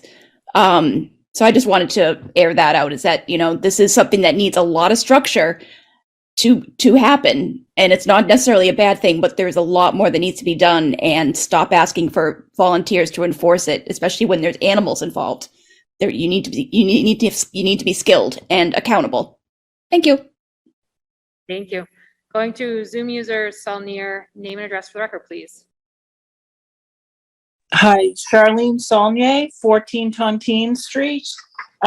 So I, excuse me, have been working with Fell's Dog and Mass Dog for years now. And I was very happy to participate in the Zoom call earlier this year, where people got to acknowledge the fact that not only do we have a lot of dogs in Medford, but we have a lot more in the pandemic, and that keeping our heads in the sand and not looking at it and not making some appropriate changes isn't going to make the problems that exist with dogs right now any better in the city. There are other cities, Arlington, Brooklyn. I don't know about the survey. I had nothing to do with this survey, other than I contributed what Fell's Dog had contributed to DCR through the years about what we felt was appropriate reining in and regulation of activity in the Fells, such as dog walkers don't get to walk around for free. They have to pay an annual fee. Infractions have to be doled out for people who don't follow the regulations. There has to be a limit of how many dogs you can have off. And not only that, but the Green Dogs program in Brookline What they do there is they actually have to, in order for the dog to be able to be off leash, it has to have a green tag, and they have to demonstrate that they are good on recall. And that requires money. So obviously, what we recommended to Fell's Dog when they asked us was that there be a fee involved so that it can be covered, so that there is more help and there are more people and more signage and more education. From that survey, what I just heard preliminarily, I'm not responsible for it, but I just heard 35 people in Medford said, I would love to help. I would love to be part of a solution. And if a program went forward, I would be willing to help with putting that program into place. I mean, I don't know. I don't know how many other programs in the city have 35 volunteers that would like very much to be, part of this activity. I acknowledge that, my children are a hell of a lot more important to me than my dogs. So anything that injures a child or anything that injures an elderly person or a disabled person is a really bad idea. And instead of allowing dogs free rein to whatever park and whatever field they're in now, which is how it is now in the city with dog poop everywhere, this would be a regulated program. It would be something that pulls the reins in on some of that activity. And I think that has the potential to be a good program. And I can't really speak to the systematic rolling out of how it happened because like I said, wasn't that involved in it other than them asking us what our recommendations were. So yeah, that's my thoughts. Thank you, Ms. Saulnier. Any further discussion from the council? If, Madam President, just real quick, I appreciate the calling in, but again, I think Counselor Collins brings up the best point. When you identify, this is great that 35 people responded, but guess who those people that did the survey? Guess where they're from? They're the dog lovers that walk their dogs off a leash. So of course they're going to get that information. This is the problem with the process. That was the main question I had with the process. And regardless of that, personally, I know I've been contacted by a few people from your committee or your program. I don't care what other communities do. In the city that I live in, that we have ordinances from the city, public safety is number one. So to allow it is dangerous. So thank you. Councilor Carviallo, and then we have Patricia on Zoom. Sorry. Thank you, Madam President. For the record, dog owner for the past 30 plus years, currently without a dog at this particular time. But I love dogs, and again, like the woman said, my children are more important than my dog is, even though I love my dog. But Mr. Lincoln come up and made the point about all these companies coming around walking dogs all over the city, and we got Pat Hogan. Pat's very good. I've called Pat on multiple occasions. He's very responsive. But Council Business, he's one person. How much do we want this guy to do? You know what I saw him doing today? He was down there with the police chasing down coyotes on Plaisted Road this afternoon around 11 o'clock by himself with the police department. It's not what he should be doing. He needs more resources to control all these dog walkers and never mind the people just letting the dog run free. But the other issue that people, if we're going to go with the dogs is dog boarding. I know he's got multiple calls of people boarding 10 and 15 dogs at their houses now. So that's going to be another up and coming issue for this dog officer. When I spoke to him not too long ago, in regards to a neighbor's concern about dogs, he said, Rick, he says, I got 5, 6, 7 other houses that I'm trying to get under control with that have got 10 dogs in them. So that's an issue too that we're gonna have to face going down the line. But to have dogs just running free and say, I'm a dog person, it just isn't the way to do things. Say, especially in parks with his children, and it's not right. Say someone's gonna get hurt, and who's gonna get sued? City of Medford. And where are we getting our lead? I don't know why KP Law must have gave the city some advice to let them think that this was a good idea to move forward on this when we're actually just violating our own law.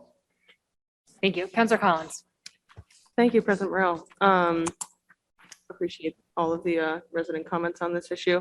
At the end of the day, I'm not even overly concerned about a quick change to our dog free range policy precipitating here in Medford, because honestly, I think Mr. Lincoln said, and if you didn't, I apologize for putting words in your mouth, why put out a survey at all based on the resident impact, that input that we've received so far? We know why they're putting out a survey. It's a way of not having to say in response to resident input, actually, we don't have the operating budget to sustain what you are asking for, and that's why we're not doing it. It's a way of avoiding making that statement. And that is the conversation that we really need to be having on this and every other important issue facing the community. With that, I would motion for approval. Thank you, Councilor Collins. Going to Patricia on Zoom. Patricia, name and address for the record, please. Yeah, my name is Patricia Flynn and my address is 139 Grant Ave. Please proceed. Thank you. I just wanted to take an opportunity to, I didn't have anything to do with the survey, but I did answer it. And it was my understanding that there were approximately 600 answers or responses so far. And there were about 211 non-dog owners. So I just wanted to respectfully, I'm sorry. Mr. Councilman Knight had said that the only responses that we would receive would be from dog owners. I just wanted to make it clear that I don't agree with that statement, and I don't think it's being reflective of the responses that the city has received so far. I was one of the founding members on the dog park committee. And sure. Hang on, your mic's not on. Based upon the data that you just mentioned to us, it sounds like 66% of the respondents are dog owners, which is. And you said none would respond, sir. Sorry. Okay, Patricia, please, this isn't a debate. Please continue. Yes, thank you. So I just wanted to put forth, when we first started thinking about the dog park, we sent out surveys, we visited locations, we spent a lot of time looking at the different circumstances. If things change, people on the school committee were against it because it was near children, near the school. I'm not saying all the members were, but there was certainly some opposition. As far as the mayor at the time, when we first approached him, there was nothing in the budget. We were able to secure funds to see this come to fruition. Please don't dismiss somebody because they did a survey. I don't think, in my opinion, it should be up to 7 people on the city council to be able to decide what the residents can receive and can't receive. I mean, we're all in this together. And I think, laws can change. And I think the reason for this to be put out was just to see where people would stand in the community. I'm sorry, I'm a little nervous. So I think I digress now. Thank you for listening. Thank you, Patricia. On the motion of Councilor Collins okay. So on the motion of Councilor Scarpelli, seconded by Councilor Collins. All those in favor? All those opposed? Motion passes. 22-587, offered by Councilor Scarpelli, be it so resolved that the city administration and the city council hold a day of beautification for Medford City Hall. Thank you, Madam President. When I put this forward, I think the frustration came out that as we walked in one day to City Hall, the chambers were used as a storage facility. Probably the most hollowed ground in this building was being used as a closet. Out front, the floors looked dirty. There were crates, empty crates in the front. They were floor washers. And I think that, you know, as part of this beautification committee that the mayor has in place, I think that as well with the city council, I'd like to work together. I wouldn't mind getting my hands dirty, but when you come in here, which is supposed to be the most respected room in the community, and the way it's being treated, and you know, as I'm writing this, a real happy post went out, and residents texted me and said, "Did you just see this post?" And I said, what does it say? During the farmers market here, we had llamas in the foyer of City Hall. Llamas. So I'm working about dogs, and we have llamas in the foyer. So what I'm asking for is really to work with, ask the beautification committee. I know the mayor has a beautification committee in place already, that we work together with the council to try to find a way to come in. I know that I'm not tooting my own horn, but I have a connection with a very important company, the Furniture Trust Company. They came in and donated so much furniture, new furniture for our office staff here to save our community money. And I thank them for that. No one in the city has thanked them yet. City administration still hasn't thanked them. So I will put a resolution through later to thank the Furniture Trust Company that's been giving furniture and donating furniture throughout this building. But that's what all that furniture was here. That's why this looked like a big closet. But I think that we really need to start taking pride right from the beginning, and that's when you walk through those doors. So, and I'm willing to work for it. I'd like to get a group of people together, maybe come through the building and help move some things if they need, if we don't have staff enough to do that. But that would be my request. Thank you, Madam President. Point of information, Thank you, Madam Councilor President? Scarpelli. Councilor Knight. Can we dress up in costumes on that day? Vice President Barry. Thank you, Madam President. And again, you know, not looking for any sort of special credit here, but oftentimes, especially over the past year, you know, I've been coming in here early and putting the chairs back in order and making sure that there's room for people to sit. And Larry's been helping me out and the clerk's been helping me out. And, you know, it looks great in here without every voting machine in the city in the room and every chair and table in the city in the room. But I wish that that level of respect and consideration was given for when we or the school committee or any board and commission does the business of the city in this room week in and week out, and not just when the mayor wants to throw a party. So that's, you know, it just is, I'm glad that there's been some improvements made, but you know, this is, I agree with Councilor Scarpelli, this is not a closet. And I think this also goes back to some of the issues where, you know, storage rooms in this city hall have not been kept in the condition that they need to be kept in to store things. And, you know, that wasn't addressed promptly either. So I just hope this room doesn't fill up again with stuff. Thank you. Councilor Sang. In the same vein of things, I've talked with city staff for the last few months and with residents who would like to see us, you know, update some of the decorations that we have in terms of, you know, who are, you know, featuring in the city hall. You know, they're great historical figures that we pay respect to, but I think a lot of residents would like to see their neighbors on there as well, and to see us to see us have, you know, portraits and decorations that are more, you know, representative of the diversity of our community. Thank you, Councilor Sang. Councilor Knight. And on that note, Councilor Singh, I mean, you have me about 1 inch away from filing an amendment for this paper to bring back Frosty. So thanks for bringing that up. Any further discussion?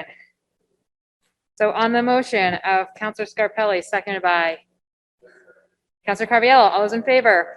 All those opposed? Motion passes. 22-588, offered by Councilor Scarpelli. Be it so resolved that the Medford City Council stop all requests for any work performed by KP Law until we receive a budget breakdown on what KP Law services have cost our community. Councilor Scarpelli. Thank you, Madam President. And I know that to beat a dead horse here, but I understand that we have to do a business, but until we take a hard line in understanding the finances of our community, and especially what's going out to KP Law, and especially the fact that there really is no urgency to hire a city solicitor or a assistant city solicitor until we truly understand the financial implications of the mayor's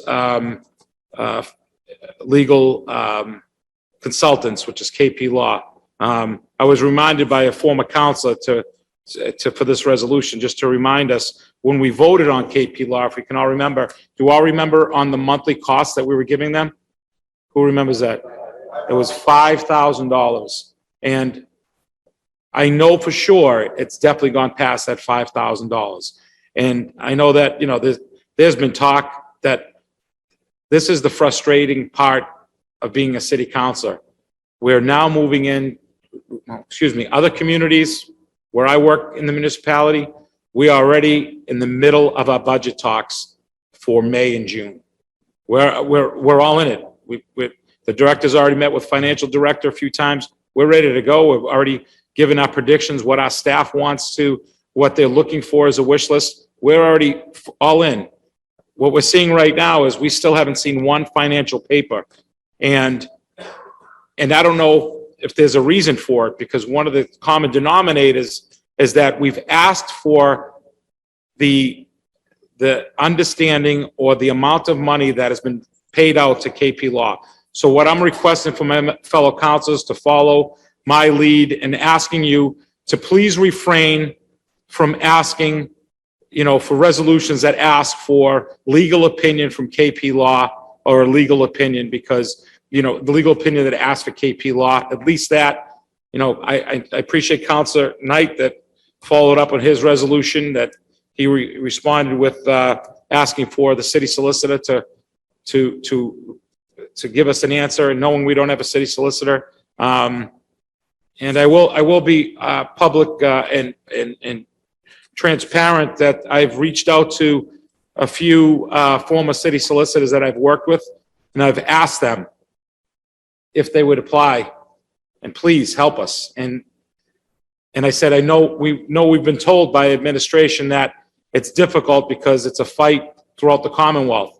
And the answer I got from city solicitors that I worked with and now in different communities, that said, George, it has nothing to do with the shortage. Right now, it's the fear of what they're hearing of what's happening to department heads in this community. So I think that we should start looking at things straight on and figuring things out, because things have gotten away from us in this community. We're in crisis. We're in crisis. So I think the more that we support the mayor's initiatives, especially with KP Law, the more we're giving evidence and the more we're showing. And I know it's tough. I know that we're trying to do our business, but the truth of the matter is, are they really answering us? Even when we ask, are they really getting back to us? Are they really giving the answers that we need to help us succeed? I say no. I haven't seen, you know, we've done a lot of work, and Council President, I credit you with a lot of meetings. We're doing a lot, but we seem to not to get anything done, because where does it fall? It falls for when it gets to legal opinion. So, again, everybody has their opinion, but I ask my fellow colleagues to share with my motion. Thank you. Thank you, Councilor Scarpelli. Vice President Bears. Thank you, Madam President. And I completely support the spirit of this. And it's more for me, how do we make it actionable? Right. Because I think we share all the frustration with KP Law, not having a solicitor, not having an assistant solicitor. And, you know, some of us went to some pretty extreme lengths in June to get that back. I think, as we all remember, being here at 1 a.m. when it was finally resolved. And it was, you know, that's what it takes right now in Medford to get an answer, is to be sitting here at 1 a.m. discussing something that nobody wants to do. However, you know, we have a December meeting scheduled planned. We do have the ongoing BJ's lawsuit, and I'm just trying to understand the scope here, right? Like, you know, I know that the President Morrell has been working closely with the administration and quite frankly with KP Law, a specific lawyer from KP Law around BJ's, and that's coming up in January. And I don't want to see us sitting without a representative there. So, you know, my suggestion would be twofold, because again, I completely agree that this is an unacceptable situation. And we've seen what's happened in previous situations where legal representation wasn't here at that time because we only had one solicitor, and she was deeply overworked and wasn't able to attend our meetings because of all the legal issues that were coming from the administration. What happens sometimes when we get into that situation? Could we amend this that we request that finance director Dickinson appear at our December 20th meeting with and basically present three things. One, the quarter report that we had requested and we're told we were going to get in mid-November. Two, that the warrant articles finally be placed on our agenda as we requested, and that Director Dickinson said that he could make that possible. And three, and this is new, so I'll try to say it slowly so the clerk can get it down. The third piece would be that we get a amount expended on legal services in fiscal year 22 and the amount expended on legal services so far in fiscal 23. Because I know for a fact in fiscal 23, that number is going to be basically all KP Law. And then we'll know how much we're actually spending on KP Law. And after that point, if we don't get that presentation and those answers at that meeting, I would support something to the effect of stop all requests except essential, urgent legal work. That would be my other amendment that we. Well, I would support that. That it's, I understand that we do need some protection when you talk about BJ's, but again, I'd love to support that with bringing in Mr. Dickinson and see where we are. So, thank you. Thank you, Councilor Scarpelli. And Thank you. again, Councilor appreciate Collins, it. then Councilor Carviallo. Thank you, President Royal, and I appreciate the dialogue so far. I appreciate Councilor Scarpelli for bringing this forward. Like Vice President Bears, I'm glad about the spirit of this resolution. I had similar reservations about doing it by the text offered in the main paper, which the amendment offered, I think I'd be much more comfortable with. I think that everybody behind this rail, this really feels that frustration of asking for this information over and over and not getting it. And also the frustration of trying to work with KP Law, a lawyer that is not beholden to us or working exclusively with us, and getting extremely variable responses to our requests for legal counsel, which I will not enumerate, but I will if anybody asks me specifically. I was going to mention, well, in the spirit of the amendment that's been offered, I think that, the buck has to stop somewhere. I think this is an appropriate next step to make.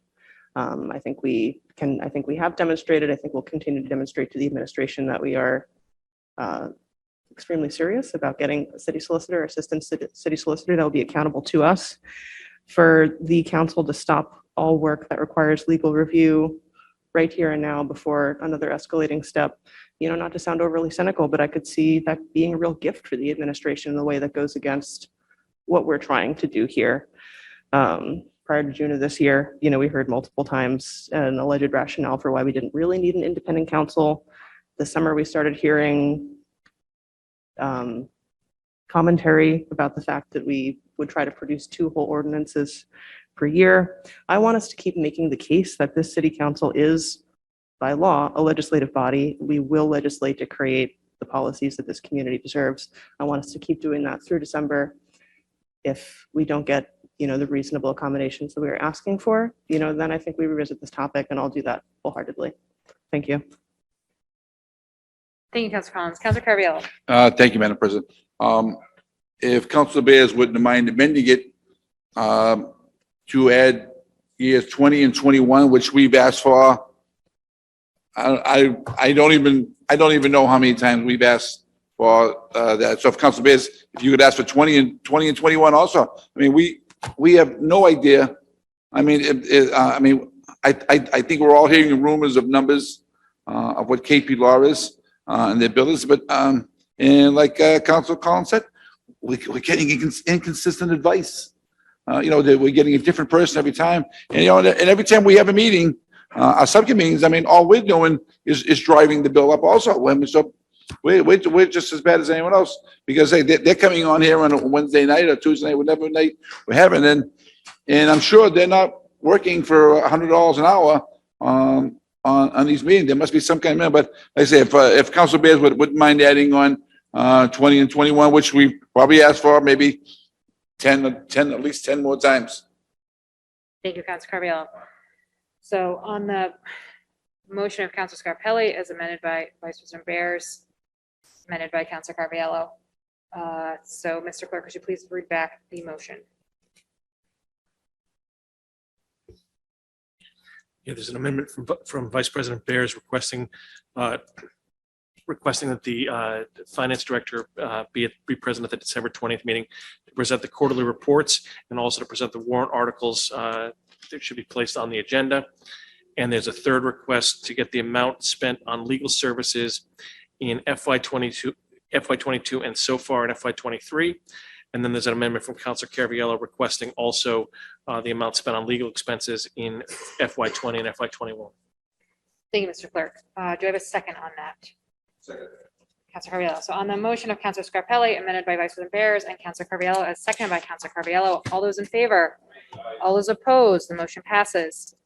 22-589, offered by Councilor Scarpelli, be it resolved, but that the Chief of Staff appear at our next meeting to guide us on how we can have a better form of communication with our city partners. Councilor Scarpelli. Thank you, Madam President. Very simple. This was, when I wrote this, it was a few weeks back, and this was in conjunction with the horrifying situation for that young lady that endured the beating at Medford High School and the lack of communication we got from the school department. I know that, when I was on the school committee, one thing that we made sure that the superintendent reached out to all the stakeholders. And I know that when I was a school committee, we made sure that our city councils knew when something very important happened in the school department, that we would be getting phone calls, especially something that dire. And we didn't get anything. I think we got something that was added into a Go Mustang page and then something in it. It wasn't anything that we were alerted to because it's something that at that level. Now, don't get me wrong. If we have a student that has an accident in the gym class, as a school committee member, I got phone calls saying, George, just that the ambulance just left the Midland School. We had a young person break their wrist in phys ed at basketball. Thank you. That I understand it on the school committee side, just on the city side. We should be informed with issues that especially are dealing with the horrific issue that was brought to that situation, and newspapers and news trucks, and we're getting phone calls from news outlets, and we're getting phone calls from parents, and but I don't know what you're talking about. And they said, how do you not know what we're talking about? So again, it's something that I find very disheartening. So I think that's why that was put in. So thank you for hearing my cry, Madam President. Thank you, Councilor Scarpelli. Any further discussion from the council? On the motion of Councilor Scarpelli, as seconded by Councilor Carviallo, all those in favor? All those opposed? Motion passes.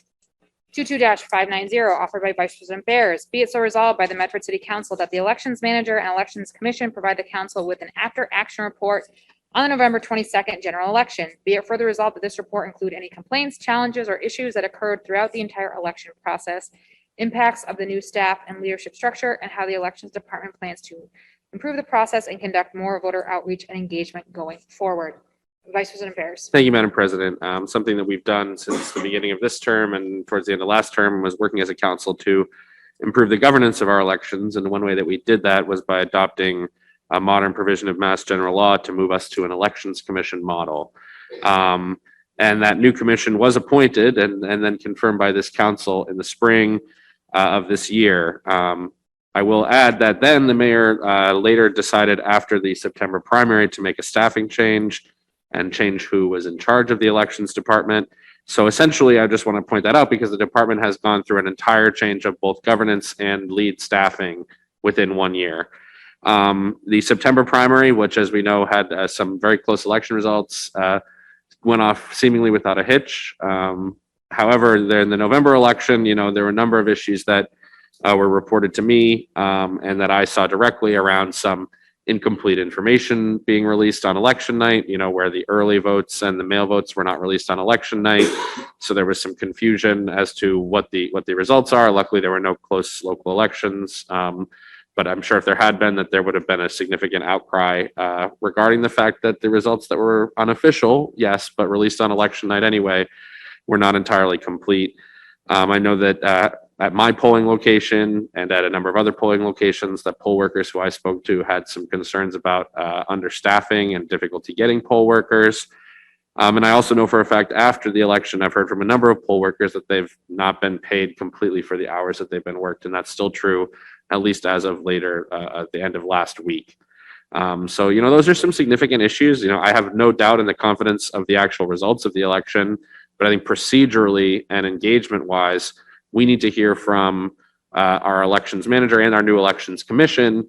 How are they planning to improve the process around the election going forward? We're going into a municipal election cycle where we're not going to have support from the Secretary of State's office that we have in an even year election that's a state election, and a number of other things.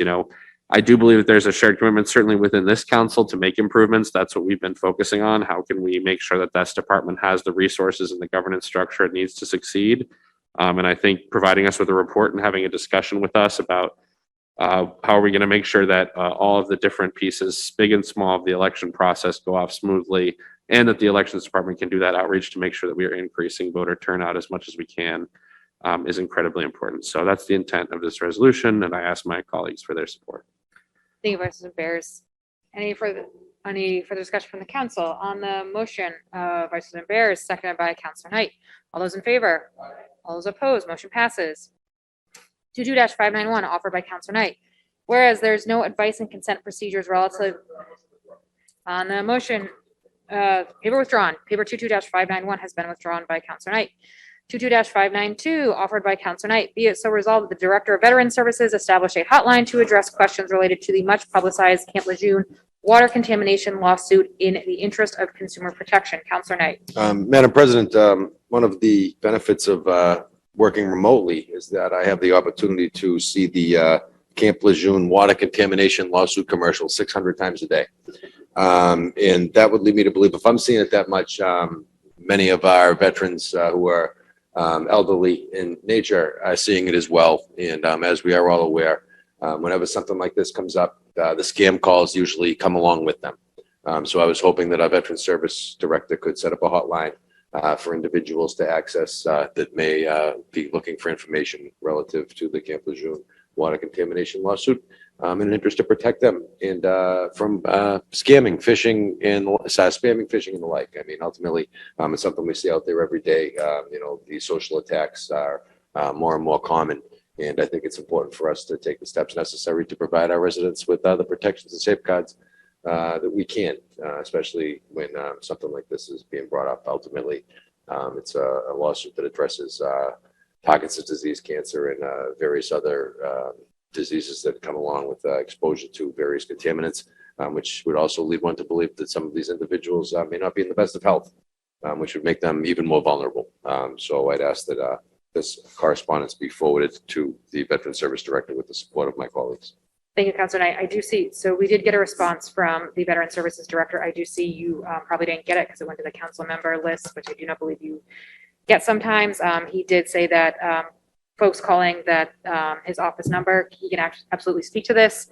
The City of Medford Veteran Services number is 781-393-2505. He can address the questions relating to the PACT Act of 2022 with the provision known as the Camp Lejeune Justice Act of 2022. Whenever an interested party gives a number a call, he responds to voicemails and emails. Folks can also email him at jjohns@medford-ma.gov. I'll Just like to amend the paper, Madam President, to ask that be published on the Veteran Services website. absolutely. So on them, any further discussion from the council? So on the motion of Councilor Knight, as amended by Councilor Knight, seconded by Councilor Scarpelli, all those in favor? All those opposed, motion passes. 22-593, offered by Councilor Knight and Councilor Carviallo. Be it so resolved that the Medford Police Department reinstate their monthly traveling information sessions. Councilor Knight. I would certainly defer to the senior member. Councilor Carviallo. Thank you, Madam President. It's a program started by former Councilor Falco some years ago, and it was a pretty successful program. We'd have quarterly meetings at different schools in different neighborhoods with the police chief and the police officers, and yielded some good results. And it got some neighbors out into the community to ask questions about what was going on in the community. And the former Chief Sacco was great with it. And there was always be a contingent of officers there to give the residents a chance to air their concerns. And and also for the police to let the residents know what's going on in their community. So, I'd like to see this brought back. I have no problem, helping out with it and, going to them if need be. But I say it was a good program done by Council Falco, and I would like to see it brought back. Thank you, Council Carviallo. Council Knight. Way better than this survey. Any further discussion from the council? So on the motion of Councilor Knight, seconded by Councilor Carviallo, all those in favor? Aye. All those opposed, motion passes. 22-594, offered by Councilor Knight, Councilor Carviallo, and Councilor Scarpelli. Be it so resolved that the Medford Parking Department implement monthly traveling information sessions based upon the framework previously utilized by the Police Department. Councilor Carviallo, Councilor Knight, Once again, I'll defer to the senior member. Councilor Carviallo. Thank you, Madam President.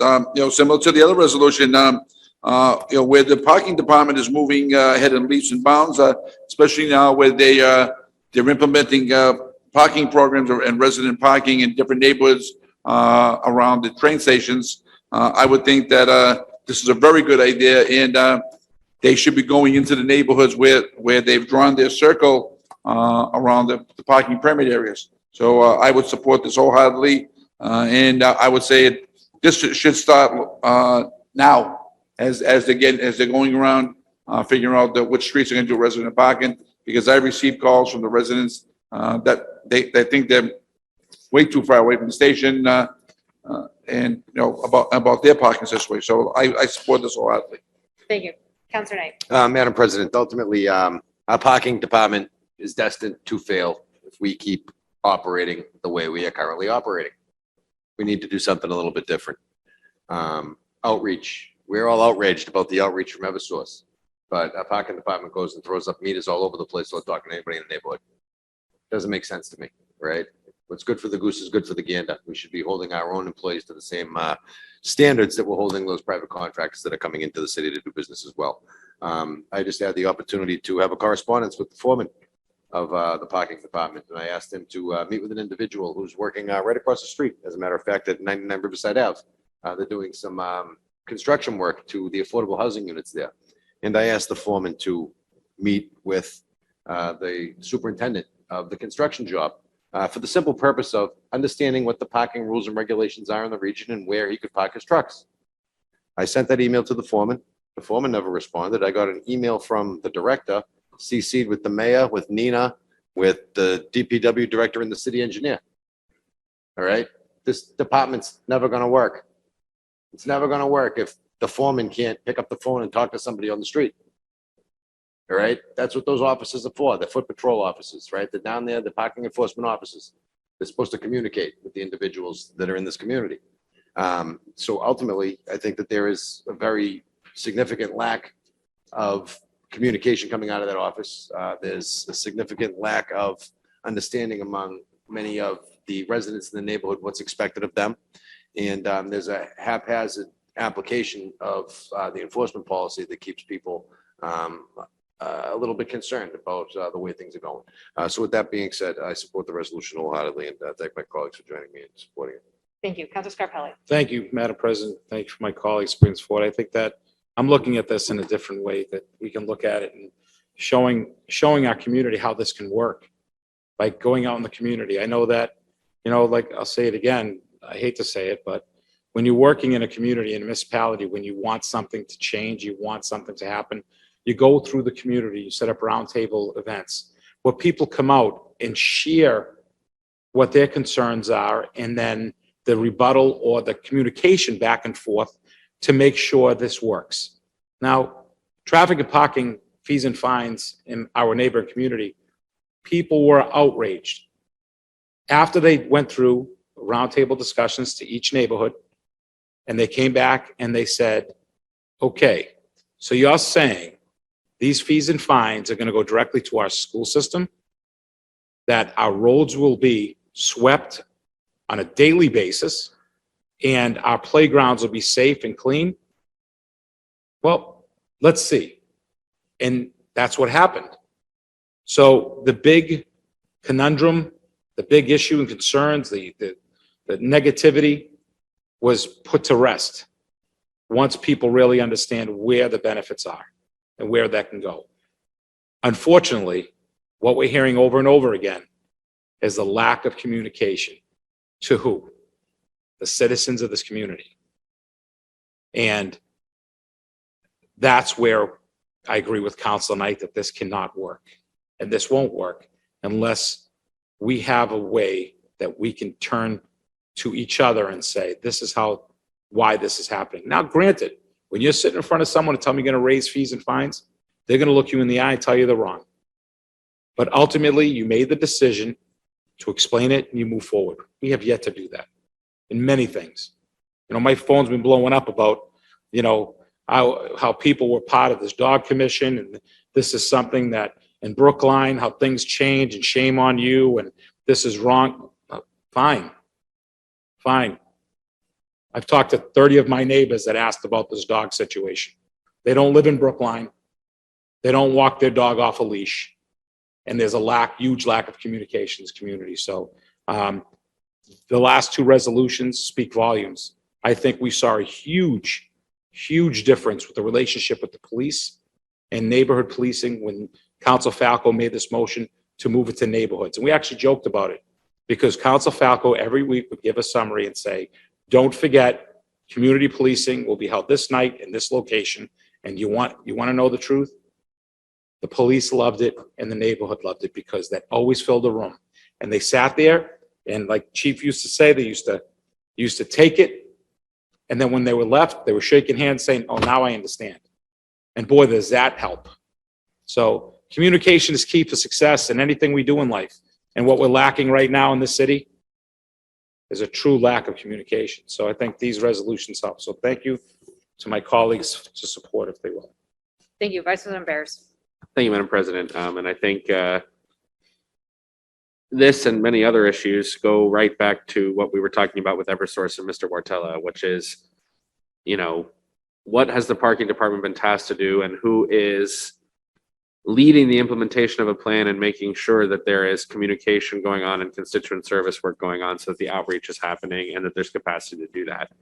And I think what's clear here is that the parking department was, you know, we haven't even gotten to raising fees and fines yet. That's not even on the table. We're just talking about, you know, some adjustments to permitting, some adjustments to increase enforcement, some changes to the infrastructural system. We haven't really gotten to fundamentally deep changes on a citywide basis around parking enforcement, right? Now, I think the parking department has been given in many ways not the you know, guidance and planning and resources that they've needed to be successful. And I don't think they've been told, here are the communications outlets. You know, it's been start from scratch. It's start from scratch every time. You have a planning department with its own email list, a rec department with its own email list, a health department with its own email list, a mayor with their own email list, and none of it is communicating with each other. You don't have an integrated communications infrastructure to support our departments, to support the idea of, you know, reaching out to folks in different communities around a whole host of issues. So, you know, I think that's really where this needs to come in, with a collaborative approach to bring all hands together and say, who in this city is, you know, working in constituent services, and what support do they need on a citywide basis, and what citywide infrastructure are we doing to make sure that they can do outreach. Same goes for communications. And I think also goes for decision-making and planning around projects like the meter project, or decision about how we're gonna, you know, what is our city policy around Eversource paving. All of these issues are interconnected. And I think that, you know, these are good resolutions. I certainly support these policies, but even information sessions, one-off from the police department or one-off from the parking department, I think they'll make some impact on those specific areas, but they will not get to the systemic issue that we don't have the proper infrastructure around communications and constituent services, and that the leadership approach around collaboration is not there to bring the different parts of city government together to bring to bear the best results for our residents. So thank you to my colleagues for putting this forward. And I really hope that we see a bigger and broader and systemic approach from the city administration. Otherwise, we're going to keep coming back here time after time again on issue after issue. Thank you. Thank you, Vice President Bears. Councilor Collins. Thank you, President Morrell. I think this is a great idea. I'll be happy to support it tonight. To echo what Vice President Bears was just speaking to, you know, I think that as we try to improve the status quo with parking in our community, among other issues. You know, I keep coming back to what were they set up to do? Were they set up to succeed? Were they set up to fail? I think that these traveling information sessions is a great idea. Actually, just earlier this week, I was talking to a constituent who actually didn't hear about the big sweep, which is something that even I hear about. And I feel like I'm the last person to know about everything in the community, notwithstanding being a council member. To me, that speaks to the fact that we can do as much as we're doing right now. We can try to reach as many people as possible with our current communications infrastructure and staffing levels. It's reality. We're missing a lot of people. This is going to help, but it's not a systemic approach. I really want to see the city administration supporting the parking department and rolling out these traveling information sessions. No department crafts its own policies. These are directives that are coming down from the administration. If the administration wants this department to succeed, they need to help them succeed. I think this is a great tactic to advance that, but it needs resources and it needs support just like the rest of their agenda. Thank you. Counselor Sang. I think I've long said that we shouldn't expect people to come to government. We should expect government to go to the people. And there's a lot of work that even we can do better in this regard. I thank my fellow councilors for putting this on the agenda because I think it matches that spirit entirely. I just would want to offer a short amendment to add the traffic commission in there as well, because I know they're working on a lot of the policy changes that Councilor Caraviello brought up. And I know the director of the parking department has said that she doesn't involve herself in those discussions. And so it's important that we have the decision makers also traveling into the neighborhoods. Sponsor's okay with that amendment? Sure. Great. So on the motion of Counselor Carviallo as amended by Counselor Sangs.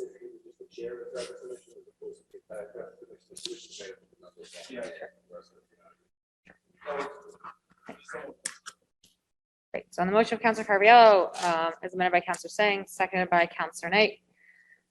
All those in favor? Aye. All those opposed, motion passes.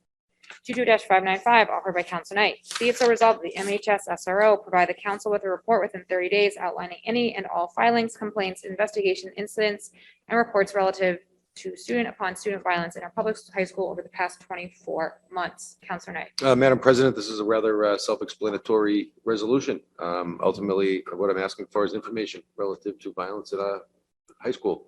There have been a number of reports, a number of concerns, been contacted by a number of parents relative to this very issue.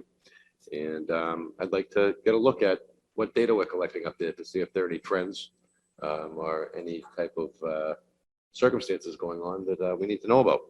Ultimately, just like most other things in this community, we're left in the dark until brave parents and brave voices come up and fill us in on what's going on.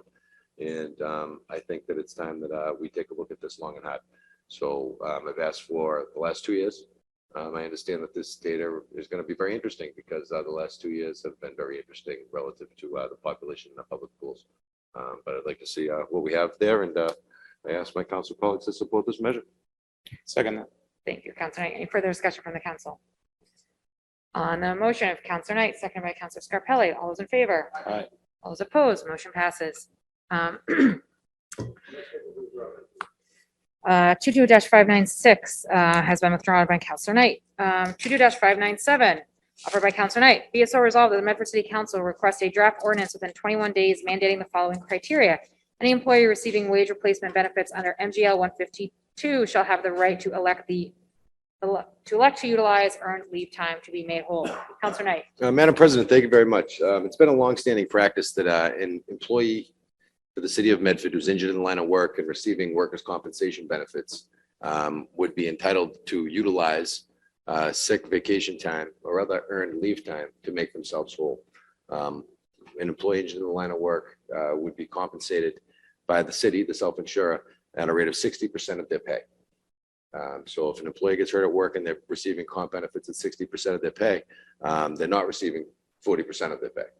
And most times that 40% goes to pay for small things that aren't important to families, like health insurance and stuff like that. But recently, the city administration implemented a policy after some, I believe, 70 years on the books of allowing workers in this community to utilize their sick leave went on workers' compensation.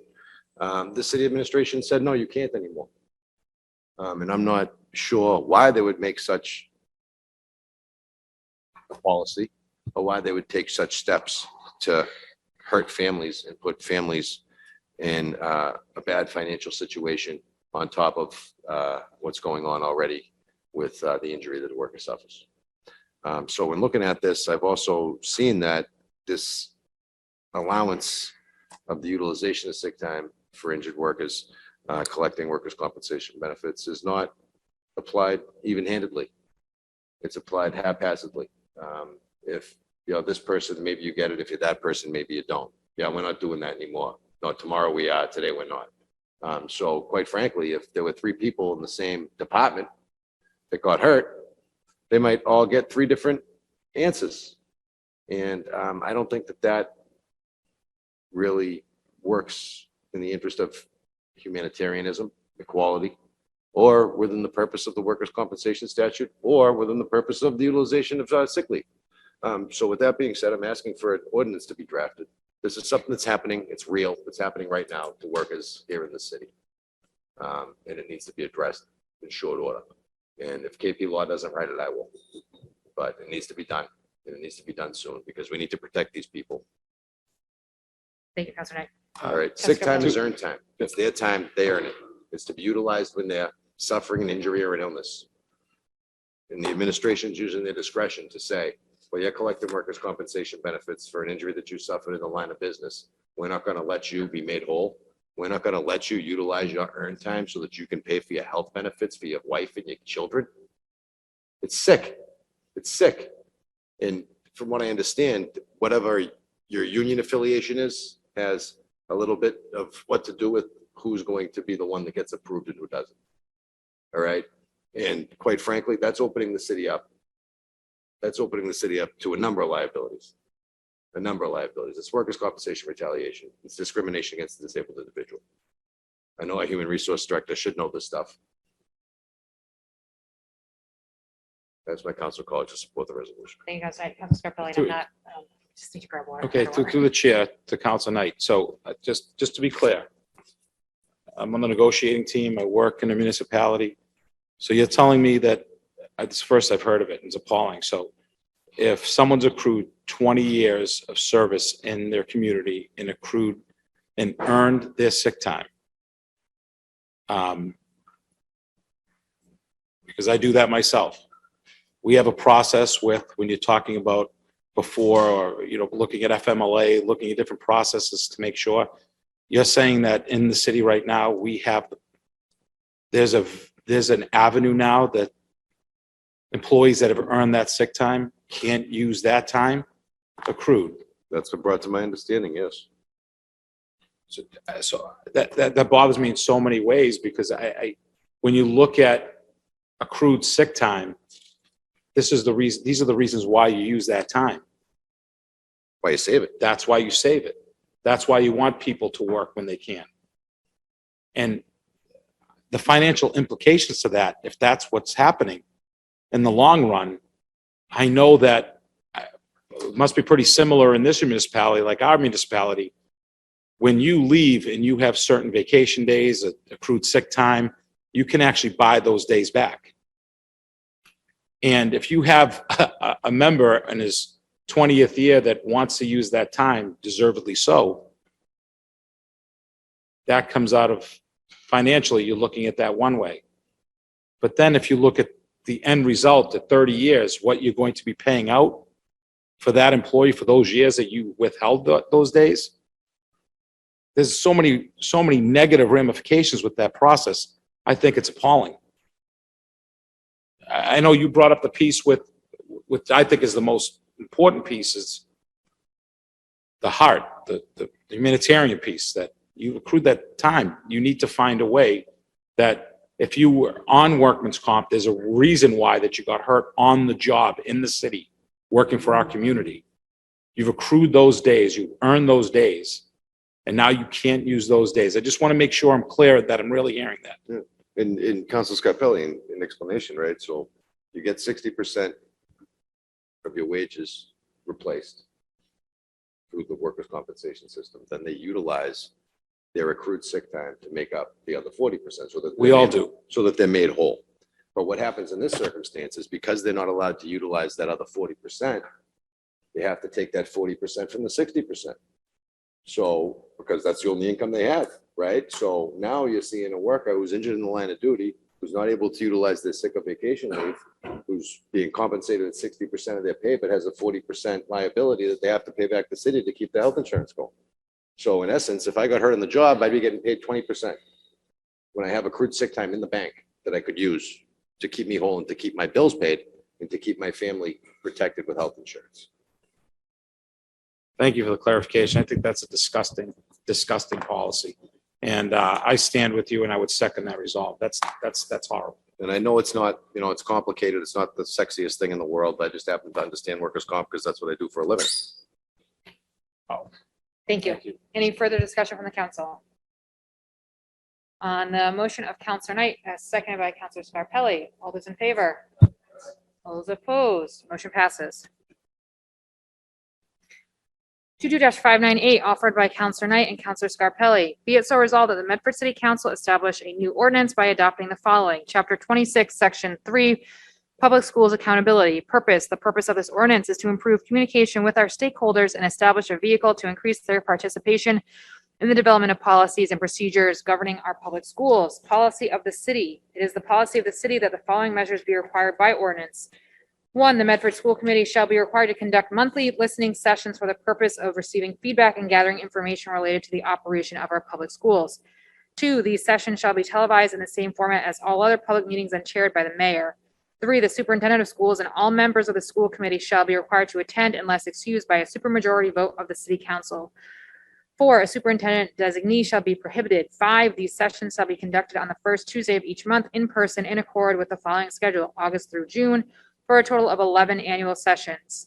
6, if the session date falls on a holiday, it shall be heard the following week. 7, there shall be no requirement to register or apply to participate.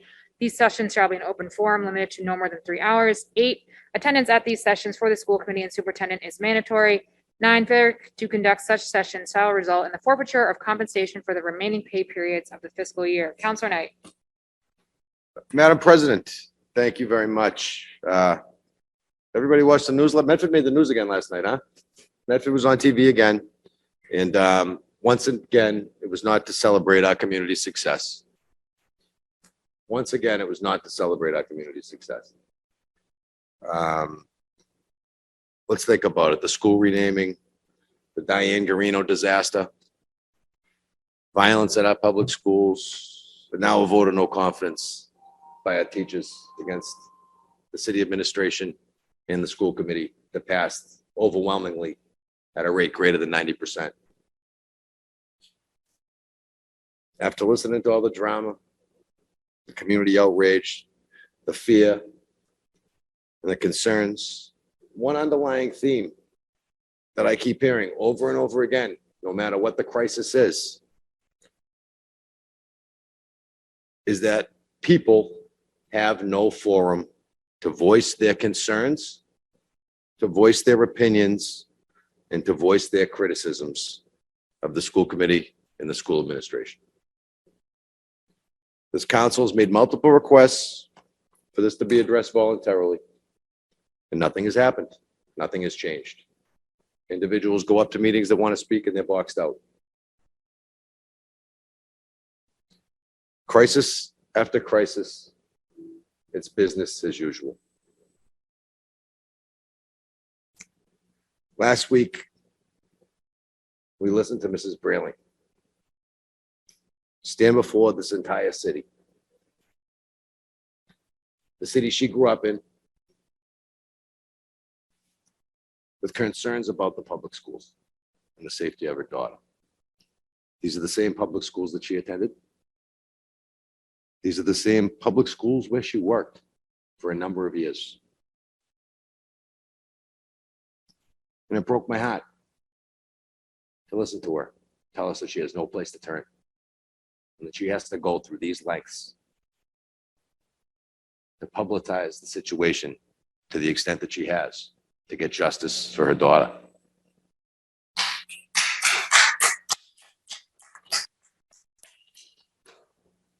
said it last week and I'll say it again. I think it's shameful the way that this situation is being handled. And I think it's shameful the way that those other situations that I mentioned are being handled. And I think it's time that we do something about it. When those people come up to this podium and they talk to us and they ask us for the opportunity to voice their concerns and their criticisms, we all tell them we're going to stand with them. We all tell them we're going to do more. And then we wait till the next crisis and the next one and the next one.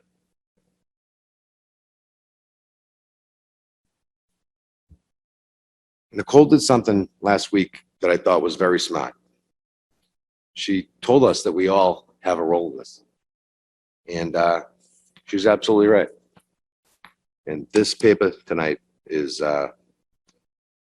my first attempt at hoping to make this right and to address some of the inaction that this body and that the lower house, we'll call it, that the lower house has had as well. Being the city council, we have the opportunity to make ordinances. We have the opportunity to make ordinances that provide directives. And I think that underneath and based upon the circumstances that are surrounding us over the past several months, it's incumbent upon us to act. So I'm asking my colleagues to act with action, not with acting. This paper is something that I think we can work on. I know it's not in a perfect form. I know it's not in a final form. I know it's something that's going to need to be addressed and need to be discussed. But it's something that has teeth. It's something that has teeth. It's something that has requirements. And it's something that shows that we care. It's something that shows that we're not going to tolerate it anymore.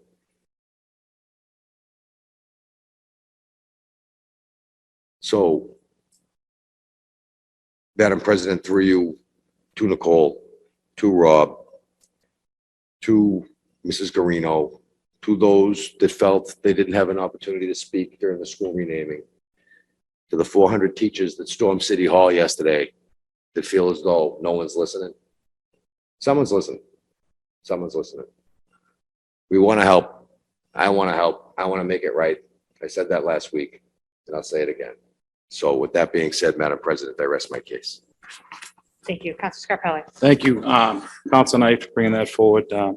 That speaks volumes. But again, I had the privilege of speaking with Mrs. Brandley privately, and what punched me in the face was the reason why I ran for school committee back in 2008 when I left the city of Medford. Something that's uncomfortable, but I didn't say anything then. But my son was bullied to horrific levels where we talk to him every day about it today. And he's a well-rounded young man that I'm proud of every single day. And I made that decision to run for school committee because I wanted to make a change. And the key piece of that was I left the politics behind. When I joined the school committee, I left politics aside. And it's disgusting that this comes back around. And when Mrs. Brandley talks about it, it just brings me back to the reason why I ran originally. I wasn't a true politician. I was a phys ed teacher, and the kids loved me. And that's why I topped the ticket, because everybody loved Mr. S. And then I realized my role and how important it could be and the changes we can make. And then I said, you know what? I'm going to do more, because I realized with that administration, I could do more on the city council. And then I joined the city council, and you saw some great things happening. But then now it's reverted the other way. Everybody that I've talked to that read this called me and said, thank you.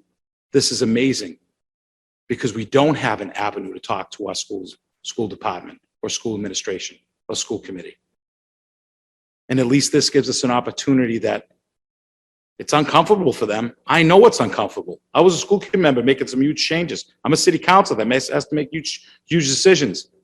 But to sit there and look the person in the eye, it's honorable. It's what we do. It's what we should all do. And all I keep hearing over and over again is that we're not being heard. So why did it get to this extreme? So I waited 24 hours and I called Mrs. Brantley and I couldn't wait for her to say, George, they called me right away. I got the information that I needed. My daughter feels safe. Our kids, everything's moving in the right direction. But no, she said, no one has reached out.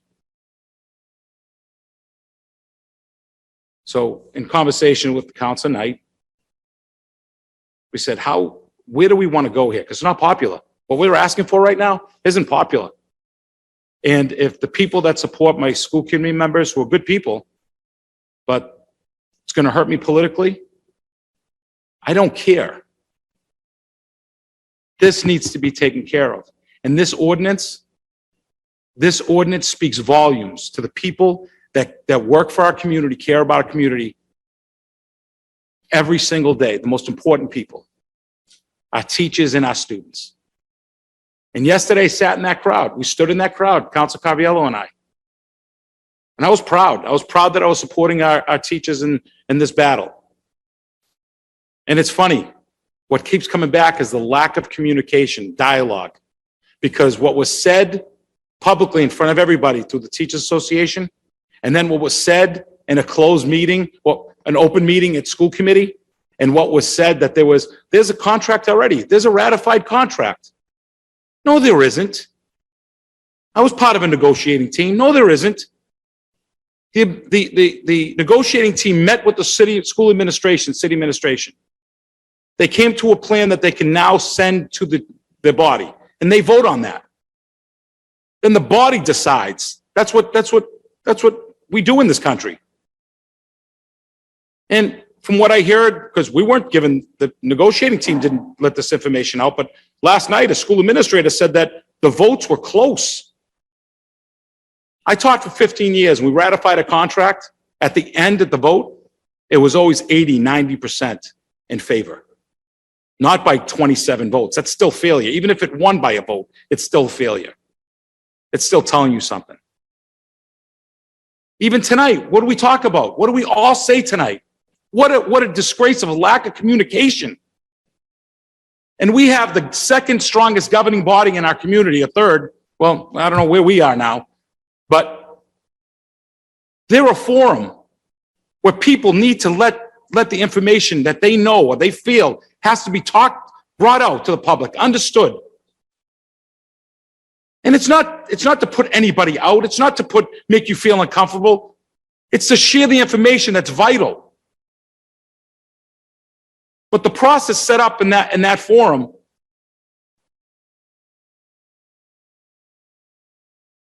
it stymies that. It stymies the process of open forum. It stymies the process of sharing information that's important.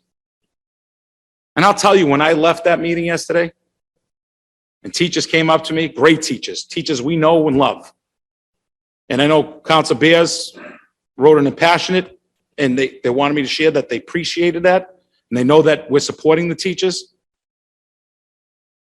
But what they told me, this resolution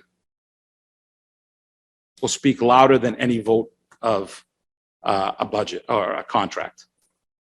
Because this gives them a forum that teachers and parents and kids can come to a podium, to a body that they elected and say, we need help, or we need justice, or we need support. Or you know what? I know Council Knight hates it, or just to come up and speak because it's their forum. Right? So I'm gonna leave it at this. I'm gonna again, I say this because you have to hear this to the Brantley family.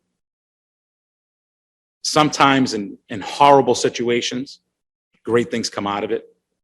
And I think this is something that if it's supported by this council, it's going to be resounding for long time to come, because we're going to have a voice and someone's going to have to listen. And for a personal level, thank you for showing me why I took this job and why I do what I do. Okay, so again, Council, I ask my council colleagues that I know it's not comfortable. I know it's very uncomfortable, because a lot of those people are our friends.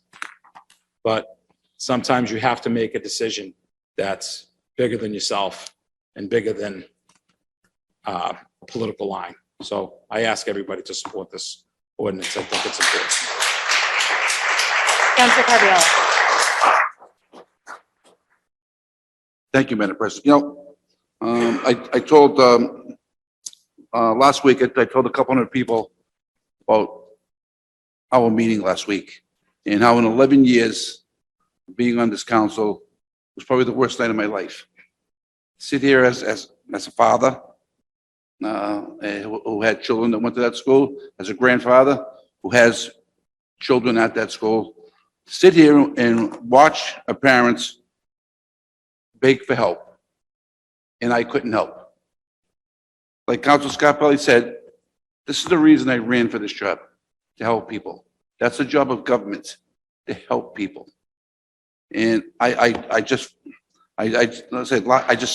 felt so insignificant last week. I went home. I was really beside myself. And I just didn't know what to do. And I'm glad we're finally stepping forward and doing something to help people.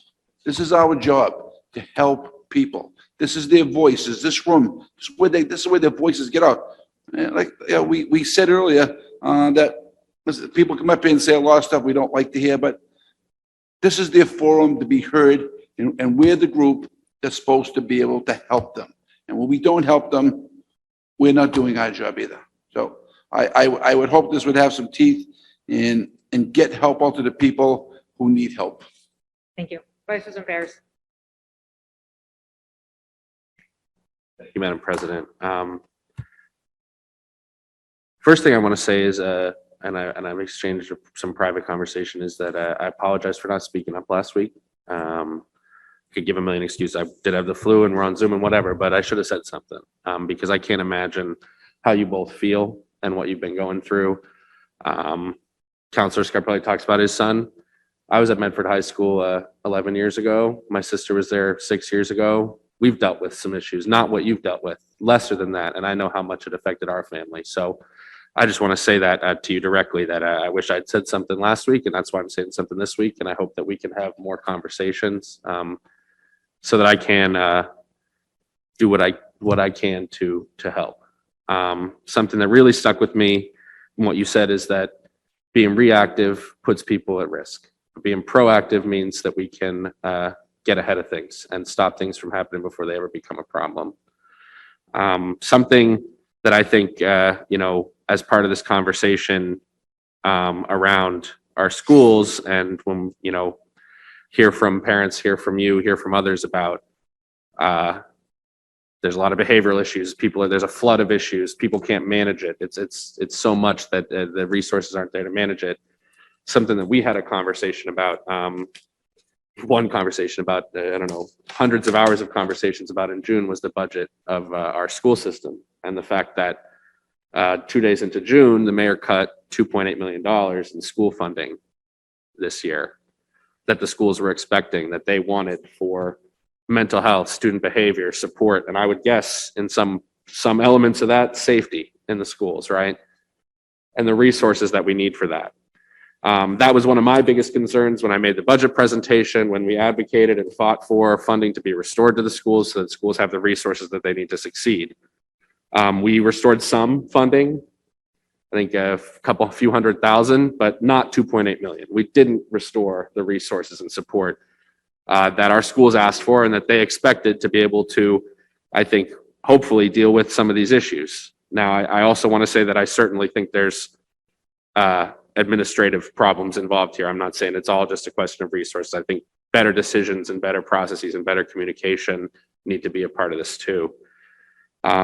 Now I'm going to say something that I don't think everyone's going to agree with here, which is that this proposal specifically, we've had a lot of conversations about what is in the school committee's purview, what is in the city council's purview. We've had a lot of conversations about the city charter and Massachusetts general law. And we could pass this thing word for word right now. And I guarantee you that whether it's the school lawyer or the school committee itself or somebody else, they're going to come and say, this is unenforceable. We're not going to follow any of this. We're not going to do any of this. That's what they're going to say. If you look at Mass General Law, the authority over the schools, over school governance, it falls to the school committee. If you look at the city charter, the city council can't pass an ordinance on this. Some of this, I think, falls into passing rules for the school committee. I mean, and I can only imagine how this body would react if the school committee passed a resolution saying the city council must do this and must meet this way and must do that. What?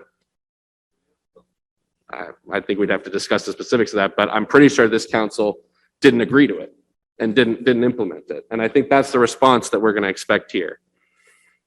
So again, on the larger concerns about this issue and getting resources to where they need to be, I'd propose a B paper tonight, which would be it resolved by the Medford City Council that Mayor Longo-Kern, city staff, public schools administration, and the school committee work to send the city council a supplemental appropriation as soon as possible to restore as much of the $2.8 million in funding that was cut from the fiscal 23 budget, with a specific focus on surging resources to safety and student supports to address ongoing issues regarding student behavior, mental and physical health, and the safety of everyone in our public schools.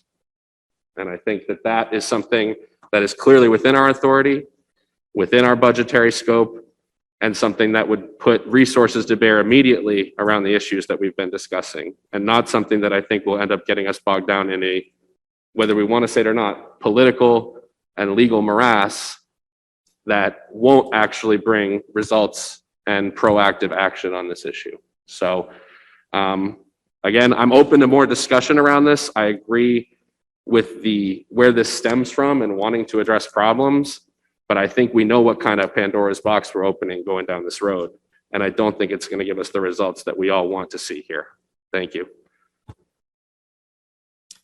Thank you, President Morrell. Thank you for being here tonight. I also want to open by apologizing for not speaking up last week when you came before us and bravely shared your story. This case is very deeply troubling, and honestly, I felt at a loss for what I could offer that in that moment would possibly help, given how limited this body is and what it can do to directly impact this or any other situation in public schools. I was distracted by a sense of regret that this issue even had to come so far as be brought up in a public meeting and risk further pain and exposure for everybody involved. I apologize. This has stayed on my mind. I've had the opportunity to speak with you privately, and thank you for giving me your time and your perspective. In reflecting, I've remembered that even in the absence of a new good idea to lend to a problem or some idea for an instant fix, which there isn't here, simply expressing sympathy can be a good start. I'm sorry that I didn't offer that last week. So for all the families who listen to these meetings, for your family, for all the families who invest in our public schools, I am sorry for my silence. COVID was no excuse. If I wasn't well enough to respond to a resident in need, I should have already been logged off. That's just something for me to take forward. Like I've said, I'm deeply troubled by what your family and these students have been through. I'm sad that we have to go so far in giving each student what they need to have a safe and stable experience at school. Every student needs to be able to count on that. We owe that to our public school students and their families. Councilor Knight and Councilor Scarpelli, I appreciate the sincere attempt to create a solve for this issue and institute a policy that will improve conditions in our schools. Talk is cheap. We all know this. Roles change hands. Policy is an expression of values. That being said, I want to support policies that will help to effectuate direct impact that this body can enforce. So I don't love to share this, but I'm not comfortable supporting the main paper tonight as written. I do want to share why. I believe this proposed ordinance, I share similar concerns. I believe it would conflict with Mass General Law. I believe it would be unenforceable. I believe that we need to pay deep attention to resources, hold our administration accountable to following through on resources. A public forum is deeply important. I don't know that we can enforce that. I know that we owe our students and our teachers and our school staff more resources to create the environment that our students deserve. In the interest of avoiding a conflict with Mass General Law, I feel unable to support this paper as written. I believe that we can hold school leadership accountable to our shared goals while also maintaining checks and balances in our city government. That's not to say that I don't support changes to school policy that would arm our school administration and school staff with better systems and tools to prevent school violence and create the best possible experience for our students and our public schools families. I just don't believe that this is something that we can do. I know that our teachers, our school staff, our school committee want what is best for our students. I know that we need, and I think that most of them would agree, that policy changes and resource changes to improve the condition and the environment of our schools, ensuring the best possible environment for kids to learn and thrive in safely. We have to effectuate that. I think that the B paper offered by Vice President Bears is one piece of an overall puzzle of aligning resources with our values. I'd be happy to support that tonight and continue the discussion about the main paper. Thank you. Thank you. Counselor Sang. Thank you, President Morrell. I think I also owe you an apology.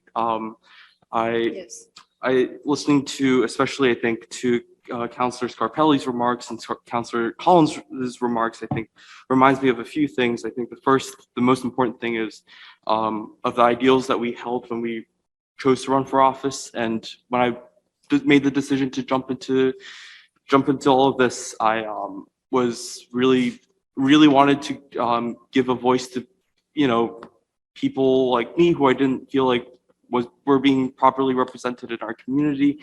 And I fell short of that ideal. I think that's safe to say. I was also sick, and that's not a good enough reason. But I think Councilor Collins is right. I should have been, if I was already lying in bed for a few days, then, that should have been it. I will be transparent in saying that when I first heard about this, which was too late, we should have received news earlier on. I did contact a few school committee members, teachers, school leaders who I thought might have a better picture of the incident and the details there. And I was pretty much universally advised that I should choose my words super carefully in the interests of the children at stake. I think that paranoia was affected my judgment in terms of what I should have said, and I really should have just said, express my sympathies, because I think Councilor Collins is right that even that itself, I think, would have been more than saying nothing. What I should have said last week, I think, but what I will say this week is, first and foremost, I think what happened to your daughter and the incidents that have occurred since are never acceptable. Never, ever acceptable in our city, not anywhere. We should recognize that there is an epidemic of school violence, and that this has become a very persistent problem in the aftermath of COVID, and especially with— Point of information, is the gentleman referring to in the Medford Public School System or in general? Well, I'll get to that. And so, it's been a persistent problem in the aftermath of COVID lockdowns and a general downturn in youth mental health, which this council has talked about. And this isn't only happening in Medford, but we in Medford should be proactive about solving and tackling these challenges head on.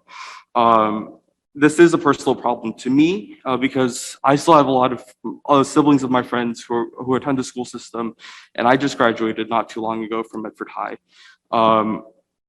This isn't unique to Medford, but I think it's important, and in talking to students and teachers and school leaders about how we can prevent something like this happening, I think we need to recognize that we need to stop the systemic failures that led to this in the first place, especially with the administrative problems.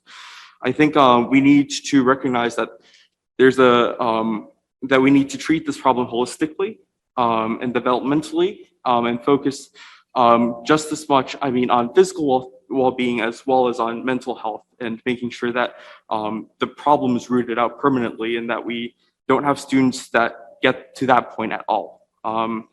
But such a hard approach, I think, such a strong approach, I think, means that we'll have to take a really hard look at the systemic underfunding of our schools. I think it'll require us to build more accountability, build more trust. And while I think I do really respect the spirit of the resolution itself. I think I share my colleagues' worry that this wouldn't be actionable, and that this wouldn't solve the administrative problems that we saw in unfortunately saw in your case, and that it would also be illegal and overstepping our authority vis-a-vis the governance of our public school system. But I hope that listening to the B paper, I do hope that that's, again, one piece of the solution that's more actionable, and that really focuses on building trust and collaboration. MHS is a safe place for most, if not many, but until it is a safe place for everyone, we have a lot of work to do. And it's clear to me that school leaders, that parents, teachers, students, and members of our school committee are ready to work together to try to find something that prevents the administrative problems that happened here and prevents the mental health problems and prevents the physical violence problems. And my hope is that something like the deep paper will help us move forward in that direction. Madam President, Thank you, I Councilor Say. must just say, if I can just Councilor interject, please. I'm sorry? If I can just interject for just a moment, please. The issue isn't violence in the schools. That's just one component of many of the crises that have occurred over the last 2.5, 3 years, all right? The issue is the body's total lack of an open forum or a vehicle for any individual in this community to address their elected school body or the superintendent of schools, all right? I want to point to the purpose of the proposal. The purpose of the proposal is to improve communication with our stakeholders and establish a vehicle to increase their participation in the development of policies and procedures governing our schools. That's what the purpose of this is. So when my colleague puts a B paper forward, I don't feel as though that really falls within the spirit of the paper. And the reason I say that is because just a couple of minutes ago, the gentleman made an amendment to Councilor Scarpelli's paper for KP Law. And he asked that our finance director or Bob Dickinson supply us with copies of the warrant articles. Now, these copies of the warrant articles are something that we've been asking for now for, can anybody tell me, probably the better part of 3 years that we still don't receive them. 3 years. Warrant articles are where we spend our money. We don't get that. We've been asking for it by way of ordinance, by way of council action multiple times, and we don't get it. So right now, we don't even know what the financial picture of this community is. Right? This council's debated papers and entertained papers concerning a moratorium on spending until such time as the administration provides us with an accurate financial picture of what's going on in this community. The administration has not done that. So it would be irresponsible for this body for us to say, hey, spend more money, even though we don't know if we even have any.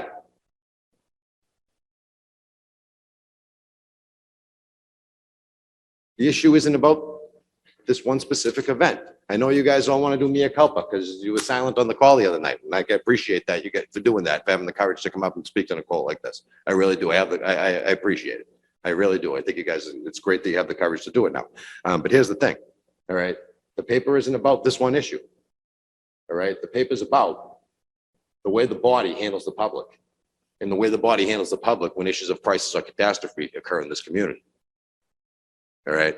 Now, last I checked, there was no lawyer in City Hall. We got a lot of legal opinions flying around this room right now, but there's no lawyer in City Hall last I checked. We talked about that a little while ago too. So maybe the paper won't pass this muster, maybe it will. Why don't we send it to them and say, do something? Tell us why you won't comply. Why don't you want to do this? Why don't you want to listen to the people that put you here? Why don't you want to earn your paycheck? Or you can challenge it, or you can just comply. You can challenge it, or you can comply. Why don't you just adopt a policy that says, all we're asking for here is 3 hours a month. 3 hours a month to earn your paycheck. That's not too much, I don't think, to ask. I don't think that's too much to ask. Send it to them. Let them say, no, we're not going to do it. Then they can tell us why they don't want to hear from the people.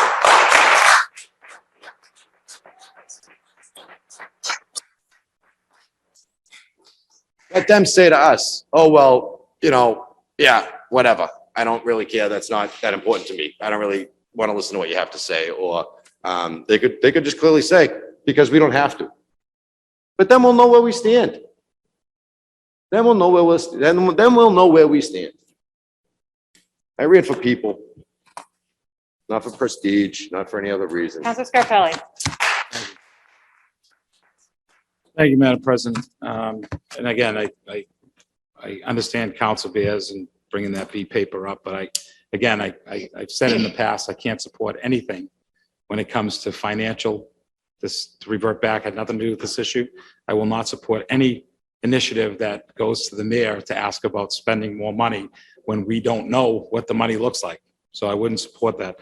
I think the other piece is very important, that as a former school committee member, yeah, this is a difficult decision to make, and this is a hard line to cross.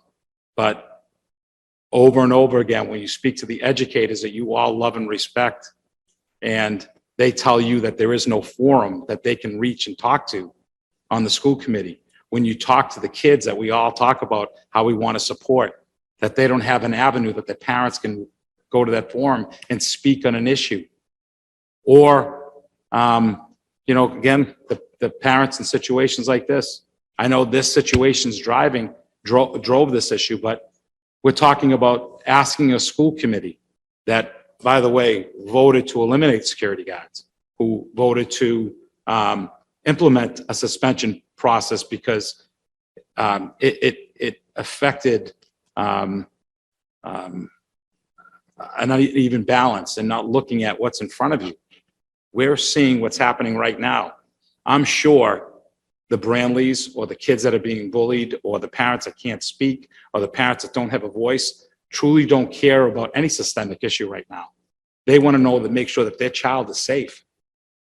And if this is the extreme that we need to move on, I think this is where this body can, if it against Mass General Law, like Council Knight said it, let it come out. Are these some of these things that we can work on to change as an ordinance? Yeah, maybe.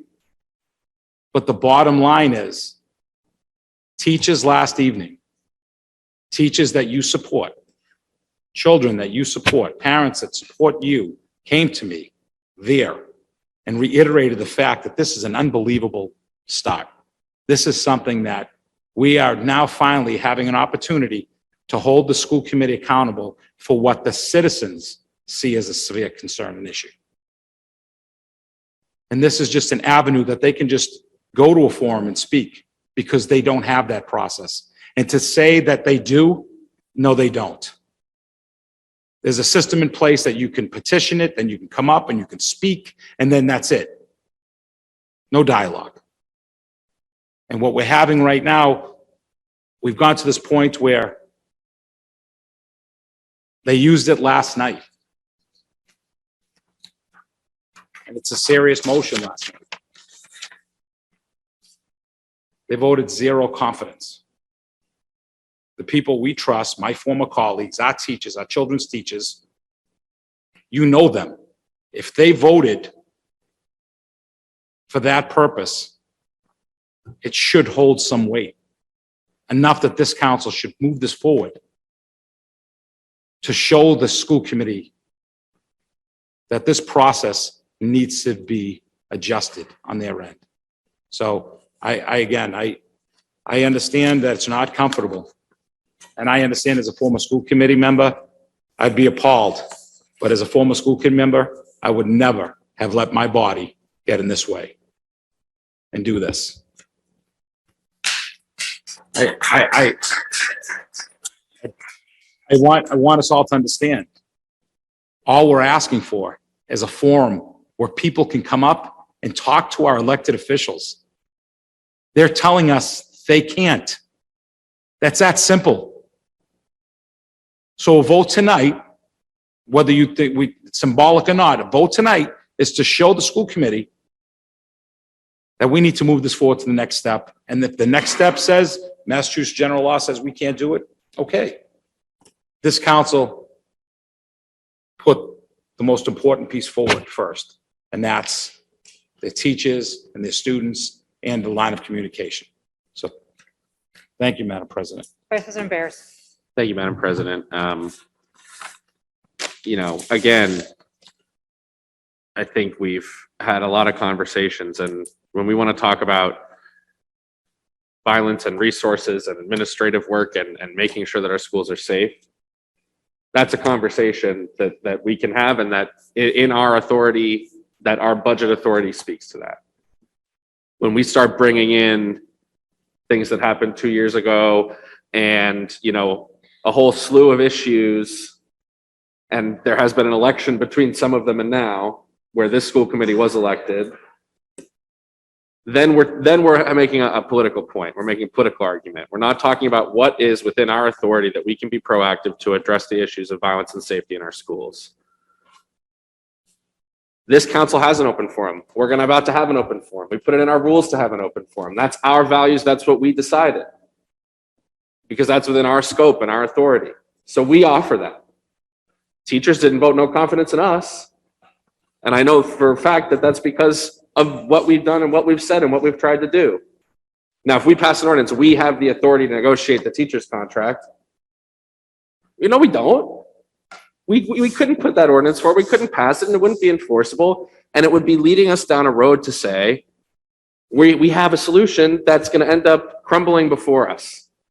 Now, I understand that we want to take action and do something, but I don't want to put forward the solutions that aren't going to get the result.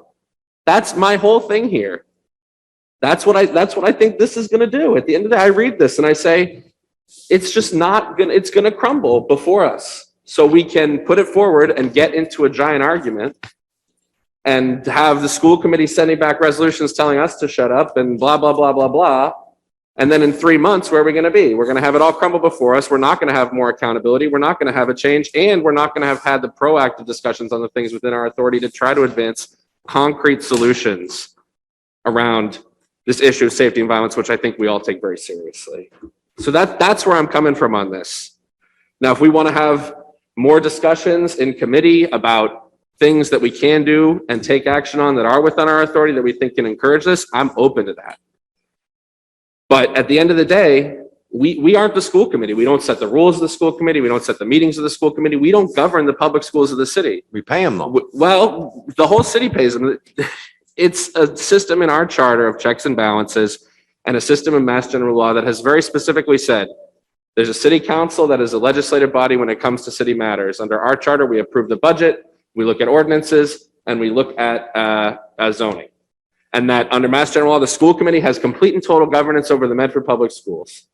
That's what it says. And leading people down that road otherwise on a solution that's going to crumble in front of us just isn't the approach that I want to take on it. I think we all agree on some of these specific issues around administrative competence and safety and violence and resources. And that's where I want to focus.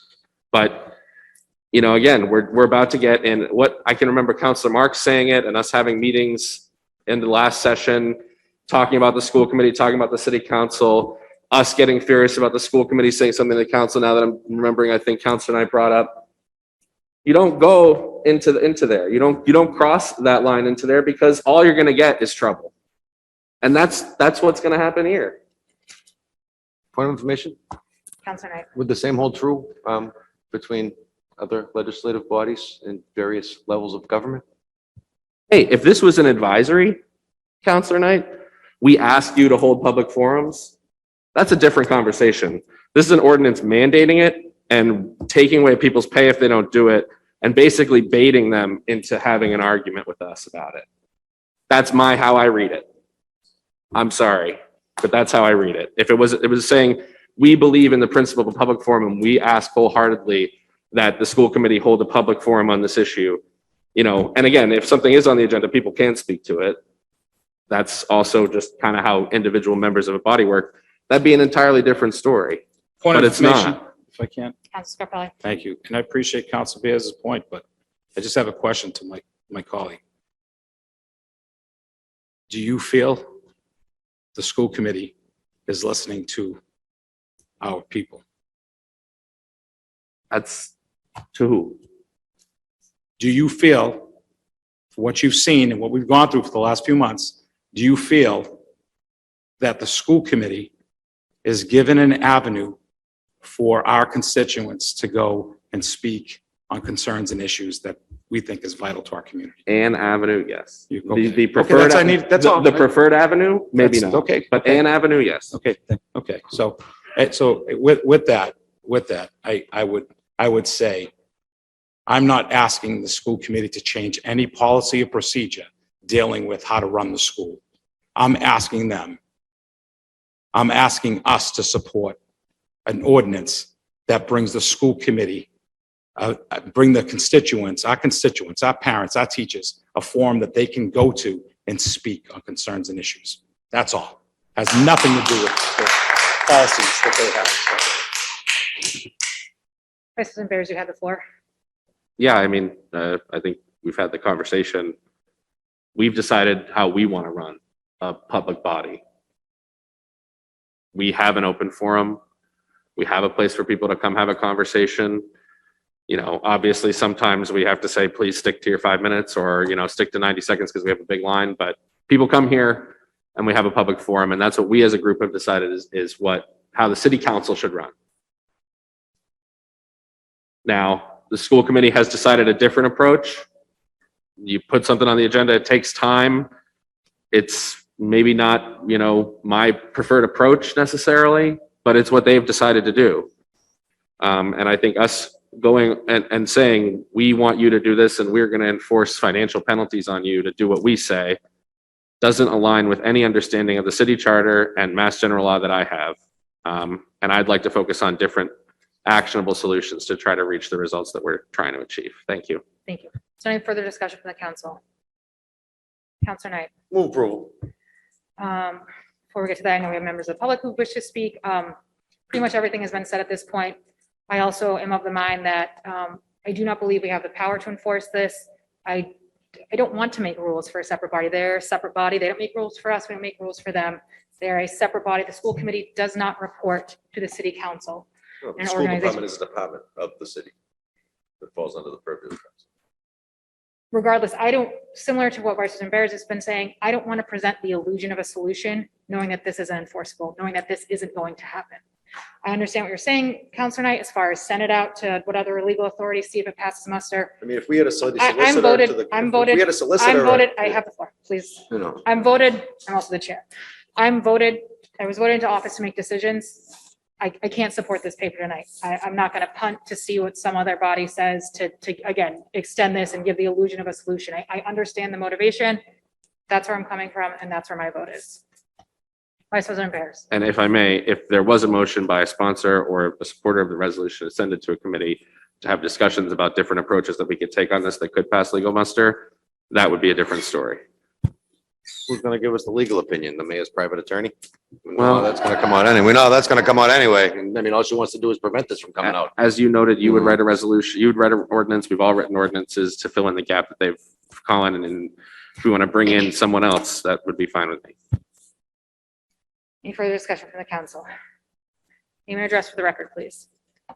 How do I turn this on? It's on. So Nicole Branley, I need to omit my address for safety concerns. I don't actually have any specific words written for tonight. 51 days ago was my daughter's attack. It's not any easier 51 days later. It's still horrifying. On November 7th, I spoke at the school committee meeting. We spoke about that earlier on the phone. I'm wondering if you went and actually looked at the meeting. Not since our conversation, okay. On November 29th, I believe, it was brought up at the school committee, at the city council meeting by you and by Member Knight and Member Caraviallo, about what happened to our daughter. I spoke December 2nd at the city council meeting, and here I am again today. I think the city has a lot of work to do. And I think it's opened my eyes in many of our citizens that there is a huge failure here. And as I've said before, I believe there's 14 elected officials. Everybody has to do their part. Every parent, every elected official, every person. What happened to my daughter was inhumane. It was inhumane. And it hasn't gotten better. Some of the words that we've talked about here tonight that I've heard many of you say is communication, teachers, uncomfortable. This is uncomfortable for me. Just because I'm doing it is not easy. Uncomfortable is watching your daughter walk into school every day and know that she's sad because she got hurt and she's scared. Uncomfortable is how she must have felt that day on the floor. This doesn't get easier 51 days later.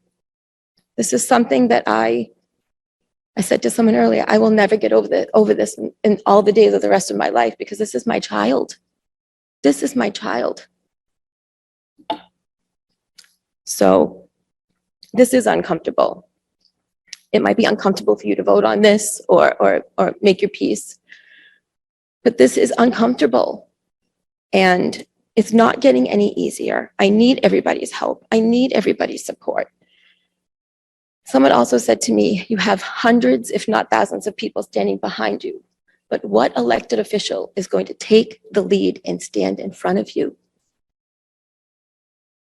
Wow, I thought, wow, you're right. I can lead everybody behind me, but who's going to step up? I need everybody to step up for the safety of our kids, not just for mine, not just for mine, for every child, for every child. So there has been one consistent, there's been many consistent people who have supported us, and one has been the teachers. Her teachers have been amazing, amazing, and they have validated every single one of our concerns. They've listened to me. They've communicated tirelessly to make sure that she's okay and that I know she's okay every single day, that we're getting through it all together. So I guess my question is, after 51 days, why yesterday was the first time that I heard from you? Why was today?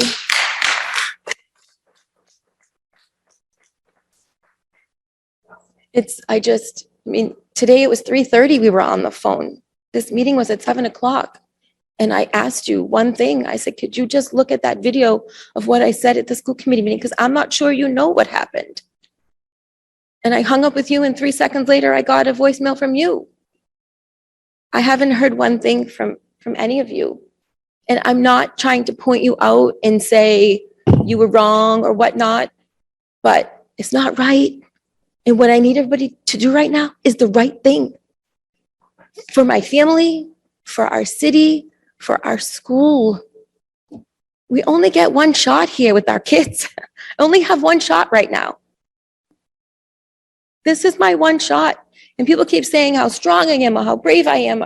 This is really uncomfortable. I've had to put myself out everywhere to protect my child. She's never entered the cafeteria in 51 days since this has happened. Going to parent-teacher conference the other night. We walked through the overpass that we walked through 30 years ago, and I said, wow, it's still just as cold here in this overpass. And we opened the doors, and there was a nurse's office. And I couldn't breathe because that's where everything happened. That video of my daughter being attacked was sent to me before I even started my car to get to Medford High School. Because instead of stepping in, people turned on their recordings. I couldn't look. I knew what it was. I couldn't look. I've watched it once.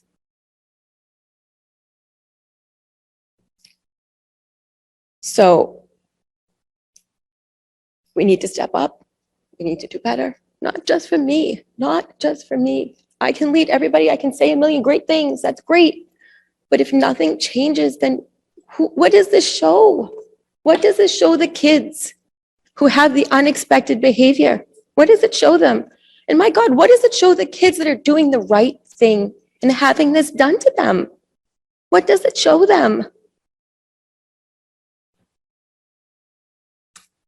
Come on. If you don't like this policy, then what's your proposal? What's your proposal? What's your proposal? You can say no to this all day, but then what's your proposal? Can you write a proposal? Can the three of you get together and maybe make a plan? Because these three got together and made a plan. They wrote something. It says right here, Councilor Knight, Councilor Scarpelli, thank you. Councilor Knight. What's your proposal? Madam President, as I noted in my presentation with the paper, I did say the paper needs work. I did make a motion to move approval with the understanding that the paper probably doesn't have the support and it's going to die. I would be willing to withdraw my motion to move approval and have the paper referred to a committee of the whole for us to meet with in the next 30 days to discuss some real legitimate options and opportunities for us to pursue. Certainly, you know, the councilors have raised some issues and concerns. A lot of them surround our legal basis and whether or not we're able to take such action. I certainly feel as though we're in a position to do certain aspects of what we asked for. Maybe forfeiting their pay isn't something that we can do, but maybe wiping it out of the budget the next year is something we can do. You know, so there's different things that we can put in place and different protocols we can put in place. So I'd be happy to sit down and further discuss language or put together a small working group of members of councils to do that in the interest of time. Because ultimately, you know, Ms. Brantley is right. What's the proposal? Where are we going with this? You know, we're going to vote on it, it's going to die, and then we can't bring anything back for 90 days. It's a similar matter. We're better off keeping it in a committee and trying to work on something and getting it out there instead of putting a paper forward that's going to fail and then be parliamentarily precluded from being brought back for 90 days. Madam President, if I can, I again, the reason why it was brought forward, the reason why we're here is, I know the reason why this was something that was important is because we have that opportunity for you to talk at that microphone. And I know that you would rather be doing it to the people that have to make the decisions, because like we said, we can't make a decision. But when they're not being heard, you're not being heard, like I said, 2 days later when we talked and no one's reached out to you yet, trying to figure out a resolution, or at least bring your daughter's mind at ease or your family's mind at ease, you have to come to this forum. So I think it's something that I don't want to see die. And I think that like Council Knight said, to let it rest. I would support that. Would go to the committee of the whole if our colleagues will indulge us, and then maybe we could sit down and, you know, see what legally we can and can't do, and then see if there's an option that maybe the school committee sits back and sees this and says, well, maybe we need to readjust and what our policies are, and maybe we need to have our forum open. So, because it's gotten to this point, everyone, this is uncomfortable. I know it is, but it's gotten to this point. And I know that uncomfortably, it's your position and it's your family that has paid the price, but it also opened a lot of people's eyes. And like I said, personally, I've readjusted who I am as a person because of it. So I know it's not easy. I know it's not easy, but thank you, Madam President. And I think just to add, and I said it to you, we can't be reactive anymore. Even about the paving. Now we're gonna ask questions. Why? Why are we always so reactive? Why can't we be proactive? Put something in place that's proactive. Don't let this happen to another family. Because what if the family isn't as strong as ours? What happens to them? What if a child can't go home and talk to their parent? I am so blessed that we have the relationship that we do with our daughter, that she was open with us. I wish you that for your baby. I really do. I wish that for every child. I wish that for every parent, that they had that open conversation. But I'm really worried about the people that don't know how this is supposed to work. I've done a lot of research. I've worked in the school system. I'm versed in the lingo that's in the school system versus the lingo out of the school system. I'm blessed in that way, but not everybody is. So we can't help what happened to my daughter. I'm not sure something else is going to happen either. So I need to be proactive. I need you all to be proactive. So if it needs to go to the committee of the whole, if there's something that I can do to help, I'll do it. I'll support all of you if you support my family, the teachers. And I don't mean just contract, I mean like teachers that are on the ground, that have their opinion, that can't go up and speak. Just, hi, I'm a teacher that I wanted to say that this is, you know, a problem in our school. I had to apply, you know, I felt like I needed to apply to speak at the school committee meeting. I needed to send to the school committee and to the superintendent who I'd been in meetings with, who I didn't feel like I had the full support of, the superintendent, read my words before anybody could say to me, sure, yeah, you can come in. That was a horrible feeling. It was a horrible feeling that I felt like it had to be studied first and okayed. I poured my heart out into that. Like I poured out my heart every single time that I've spoken. I'm not saying, you know, I feel like what I'm asking should not be a lot. I need people to be proactive, to protect our children, to protect the safety of all at school every single day. It should be just common sense at this point. So listen to the teachers. Find out what they need on the ground there. Because there's a lot of things happening at the school that I'm hearing about that everybody in the city should know about as elected officials. It shouldn't be dangerous to send your child to high school. It certainly should not land them in the emergency room. So I thank you for your time. Like I've said, I am willing to help in any single way. I was on the subcommittee meeting for the school committee earlier about bullying prevention. I'll do whatever it takes. Ask me. I think by now the city knows I'm persistent. So I will continue to be persistent. I'm not going anywhere. I'm going to stand up for every child, my child, every single time. Thank you.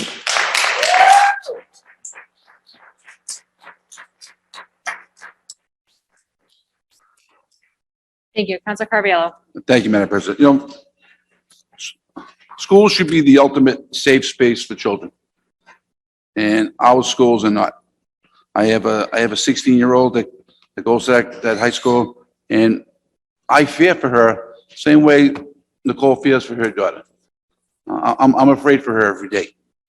And tonight, you know, we've offered some solution, but the solution we gave is what we do, what we're offering tonight is what government does best. We throw money at it. Instead of addressing the problem, let's throw some money at it. We've got plenty of talented people at that school who should be able to address this problem, not throwing more money at it. The school committee talked about $50,000 for a consultant to do what? To tell them what they should be doing. Those teachers up there, those administrators know what they should be doing. We don't have to bring a consultant in to tell us what they need to do. This is the safe space for these children. Parents send their kids to school today. They don't want to get a phone call hearing what Mrs. Brantley had to hear. That's a horrific thing. And say, let the administrators at that school do what they're trained to do. They know how to handle this. Not bring in consultants. Let's not throw some more money at it, because that's what government does. We just throw money and hope the problem goes away. I'll support anything we want to do today to get this moving forward, but we have to start addressing the problems up there. We have talented people. Let them do their jobs up there. Thank you. Councilor Carviallo. Vice President Bears, also just reminding everyone, Rule 15, speaking 3 times on a resolution. I think we're all starting to max out on that. Yep, I'll be brief. The school department said we need $71 million this year, and the mayor sent them 68. So it's not throwing money at a problem, throwing good money after bad. They He has the floor. expected millions of dollars that they didn't get because the mayor decided to cut it out of the budget for whatever reasons that she had, even though she initially had a plan to fund the whole thing. Point of information. So, well, Point of let me information, just Councilor finish. Bears. So In any Counselor Carviallo, point of case- information. Is it a point of information or you're debating? it's a point of information. Point of information. So if we gave the second windmill, would this problem been avoided? I don't know, but what I'm hearing in the conversation that I had with Mrs. Brandley is that people who are tasked with dealing with this are overwhelmed and they can't handle the issue and they need resources. And I think a proactive approach, and I'm not saying it's the only one, but I'm saying I had a conversation and I tried to think of something that could help, is to send resources specifically around behavior, physical safety, and violence, because that's what I'm hearing that people are overwhelmed with. We're hearing stories in the schools that they don't have the resources they need. So I said, hey, let's put A and B together. There was money that wasn't supposed to be there. We have a growing problem, and I'm hearing that the staff who are tasked with dealing with it are overwhelmed. If you believe that they have what they need and they just need to do it, that's fine. I'm hearing from parents and from the parent who spoke to me tonight, that there's people who are overwhelmed who are tasked with dealing with this, and that maybe some more resources would help. That budgetary piece, that resource piece is within our authority, and I think we should ask for it. That's all I'm saying. I'm trying to think on multiple streams in the many ways that we can address this issue.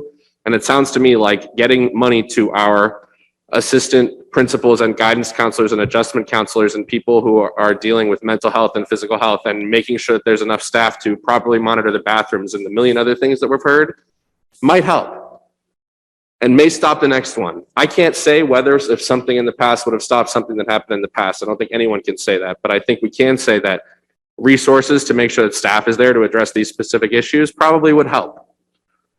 So that's what, when I had a conversation with someone who asked to be proactive, that was a proactive approach that I thought we could look at. I'm gonna be calm. It's not, if I can't, just, because I agree, Council Bears. These are initiatives that we need to focus on. I think that funding these initiatives are great, but what we're asking for is free. We're asking us to have a forum that our constituents can meet with our school committee. That's all. That's the point where this is brought up. That's what the issue is. I agree with you 1,000%. I won't vote on it. I won't support it because of my background with financial issues until we see our numbers. But we also have a school committee that voted in policies that hinder this situation from being resolved. So again, we wouldn't know that because the parents can't speak to that point. So thank you. Any further discussion from the council at this time? Councilor Knight withdraws his original motion. Mr. Castagnetti? Yes.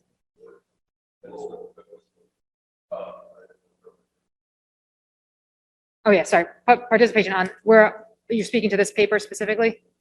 Yes. Okay, please name and address for the record. Castanetti, Cushion Street. I don't have any dog in this fight. But this is like worse than bad. I mean, imagine if it was one of you people that were lying on the floor bleeding, or your kid, if you ever have a kid. This is more than unacceptable. I don't like bullies. I guess you gotta talk soft and carry a big stick. In the old days, when Lincoln Junior High School, was Mr. Buckwell, the sheet metal worker. Mr. Scott Play must remember the story. And walking through front of his classroom during intermission in between classes or cigarettes, he would have a steel yardstick. And we would catch it on the rear. They would call a cheap lawyer today. They would own the city. But as a president once said, talk softly and carry a big stick. You control all the money you want, as Carviallo says. But you know, if you don't take care of business and this society wouldn't be gone. So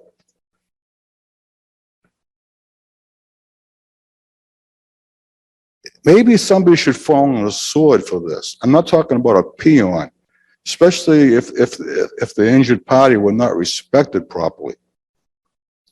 Maybe set an example and teach it some good lessons.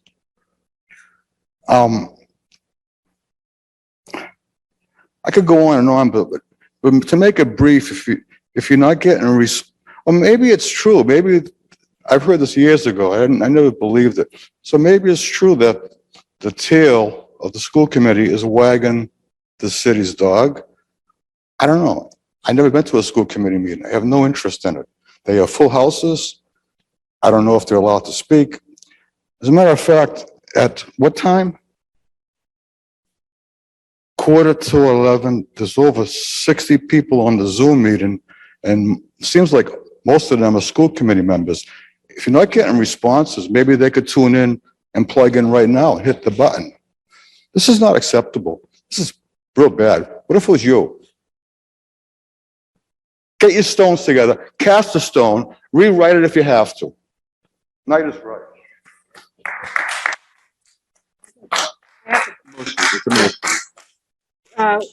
Sorry. Councilor Knight withdrew his motion. I would move to approve the B paper and send the main paper to committee of the whole. Okay, so on the motion of Vice President Bears to approve the B paper, well, so we'll take the B paper separately. It's a B paper, so. Sure. Motion to approve the B paper from Vice President Bears, seconded by. Second on the B paper, Counselor Collins. Mr. Clerk, please call the roll.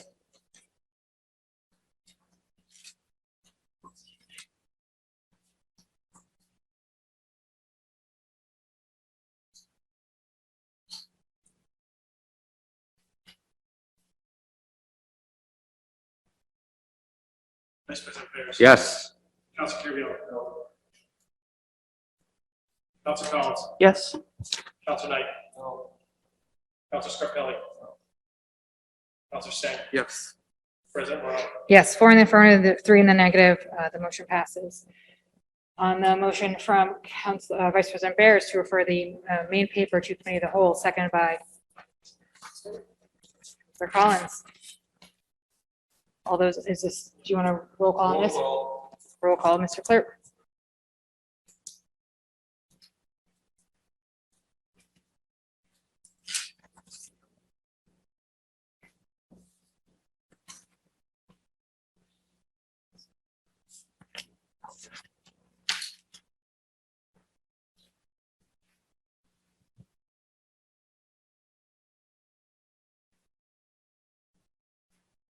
Vice President Bears. Yes. Council Carviallo. Yes. Council Collins. Yes. Council Knight. Yes. Council Scarpelli. Yes. Council Singh. Yes. President Morrell. No. 16 in the affirmative, 1 in the negative, the motion passes. Going to hand the chair over to Vice President Bears. I need to step out. My son needs me.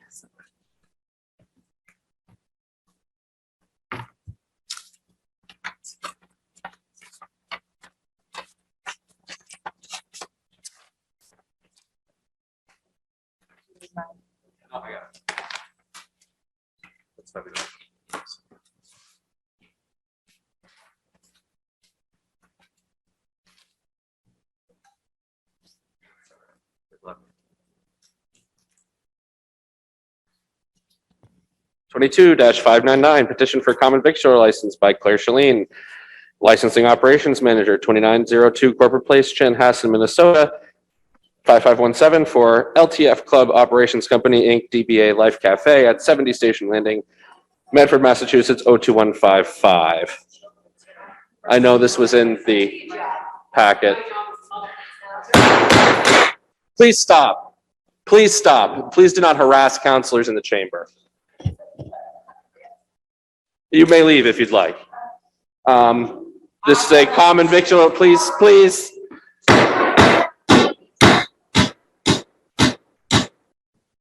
Order in the corner, I have a ham and cheese.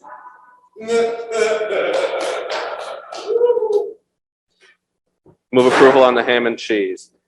On the common victual license by Claire Shalene, Councilor Scarpelli. Thank you, Council President. I know that conversation with our clerk, I know there was some outstanding paperwork that we're waiting on that has now been approved. Everything is in order and in place. I know that, is the petitioner online? Yes. Okay, I know that basic questions, I know that other councils will ask. I know that how many employees will be working for this company. Are they free to speak? If we could recognize the petitioner, Claire Shalene, is she unmuted? If you could just give us your name and address for the record and answer the question by Counselor Scarpelli. Yep, my name's Claire Shalene. I live in Minnesota, actually. Specific number of employees, I don't know off the top of my head. We are going to have some full-time, some part-time, but I could get that information to you tomorrow. For the approval, I think that we need to, do you have all the paperwork in order? Are they all workman's comp paperwork in order? Yep, we have workman's comp. That information was submitted on the original application. The hours of operation? I know that, Yep, 7 a.m. to 8 p.m. okay, perfect, that falls, and if it needs to be changed, that has to, if it goes past the ordinance hours, it needs to be, that needs to be addressed. But I see everything else in order, Madam President, Mr. President, so I would move approval. Thank you, Counselor Scarpelli. And just for added edification, I can confirm with the clerk that all of the necessary paperwork has been submitted. Okay, thank you. Thank you. On Counselor Scarpelli's motion to approve, any further questions from the council? Second by Counselor Caraviallo. All those in favor? Aye. Opposed? Motion passes. Public participation. To participate remotely outside of Zoom, please email ahurtubise@medford-ma.gov. Do we have any additional public participation from members in the space, in the room, or anyone raising their hand online? Any further public participation? Seeing none, is there any other business to be handled tonight? Motion of Counselor Knight to adjourn, seconded by Second. Counselor Scarpelli. All those in favor? Aye. Opposed? Motion passes and the meeting is adjourned.